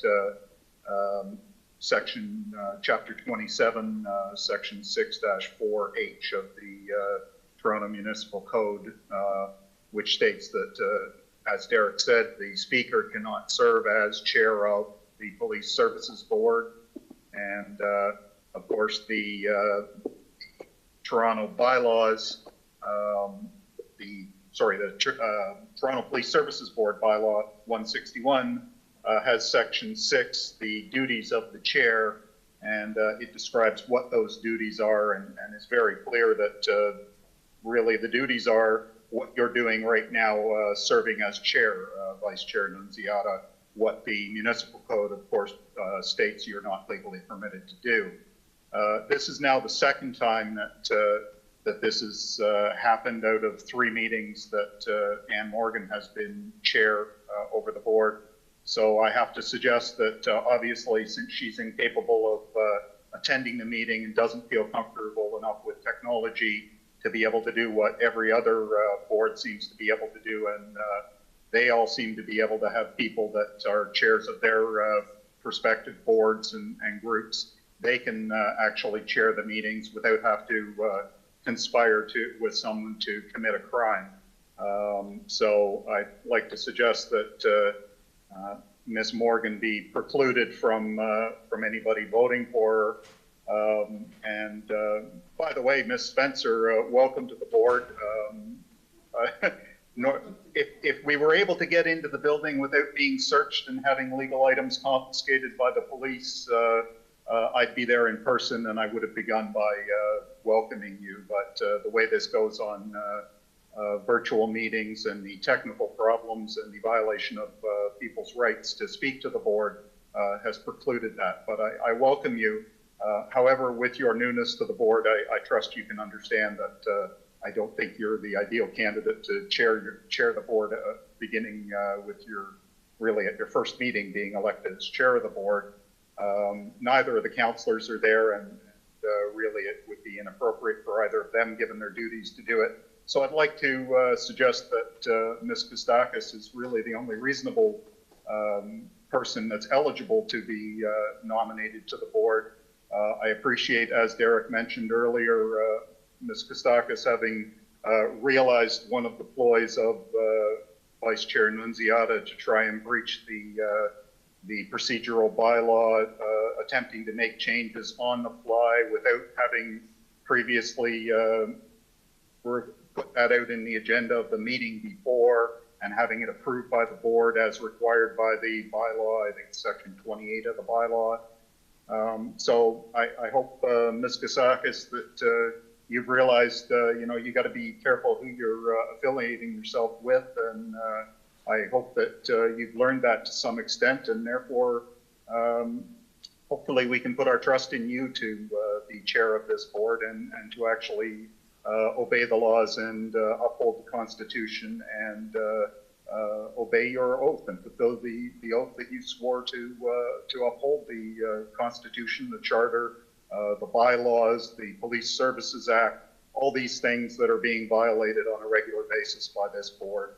And we're spending millions of dollars, and we've got committees that are holding meetings with committees to try and figure out how to get public confidence. And you can't be too surprised that when the people in charge are demonstrating to police officers that committing crimes is a good idea and that there's no accountability, then obviously people don't trust police. And I say this with all due respect, and I don't condone it, but that is why, or part of why, you end up with police officers unfortunately getting killed, is the lack of respect that the public has, the lack of trust. This is a situation that you folks are creating. Can you please wrap it up? You're over your time.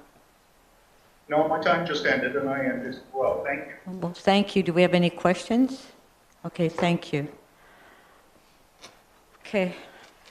I just I just want to make a comment. I think it's very disrespectful for some of the deputants to come here and tell us that we're having illegal meetings, calling us all criminals, disrespecting the staff. I want to make it perfectly clear that I am allowed, as Speaker, to chair a board meeting. We have spoken to the clerk and we have spoken to legal staff at the city. What I can't do is be the chair of the board, but chairing a meeting, I am legally obligated to do that. So when I hear that we're doing illegal meetings, it's really inappropriate for those comments. And I will not stand for those comments going forward. I think it's very disrespectful the way we're treated and the way the staff is treated, and that we're all here illegally. And, you know, it's enough is enough. And you're welcome to come and make a deputation. It's your right. But you speak on the item and you respect all of us that's here at the board. Thank you. Now let's proceed with the agenda. So now I will now turn the meeting over to Diana. Diana?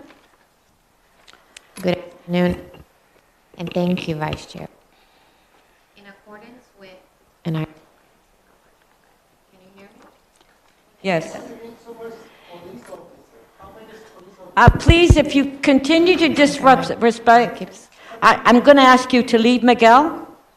I'm going to ask you to leave if you continue to disrespect the board and disrupt the meeting. Go ahead, Diana. Thank you. Thank you. In accordance with Section 28(1) of the Police Services Act, nominations for the position of chair for the remainder of this year will not be accepted. May I please have a nomination? I would like to nominate Ann Morgan as chair. Thank you, Vice Chair Nunziata. Vice Chair Nunziata nominates Board Member Ann Morgan. May I have a seconder? Board Member Lisa Kostaki. Thank you. Are there any further nominations? Hearing none, nominations for the position of chair for the remainder of the calendar year are now closed. Vice Chair Nunziata nominated Board Member Morgan, which was seconded by Board Member Lisa Kostakis. All in favor? I guess we have to ask Ann if she'll accept. Ann, are you Yeah, accepting? I was going to do that. Oh, okay. I was going to do that. Oh, okay. Just wanted to make sure everybody's in favor. Okay, I was just joking. Okay. Okay, thank you. Any opposed? Seeing none.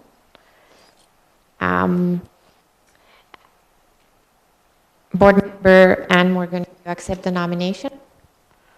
I do. Thank you. The nomination carries unanimously.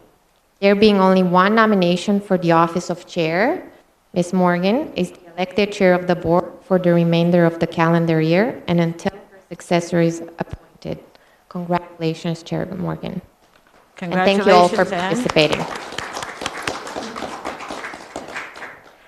Okay, well, thank you for that. Now, can I have a motion to adjourn the meeting?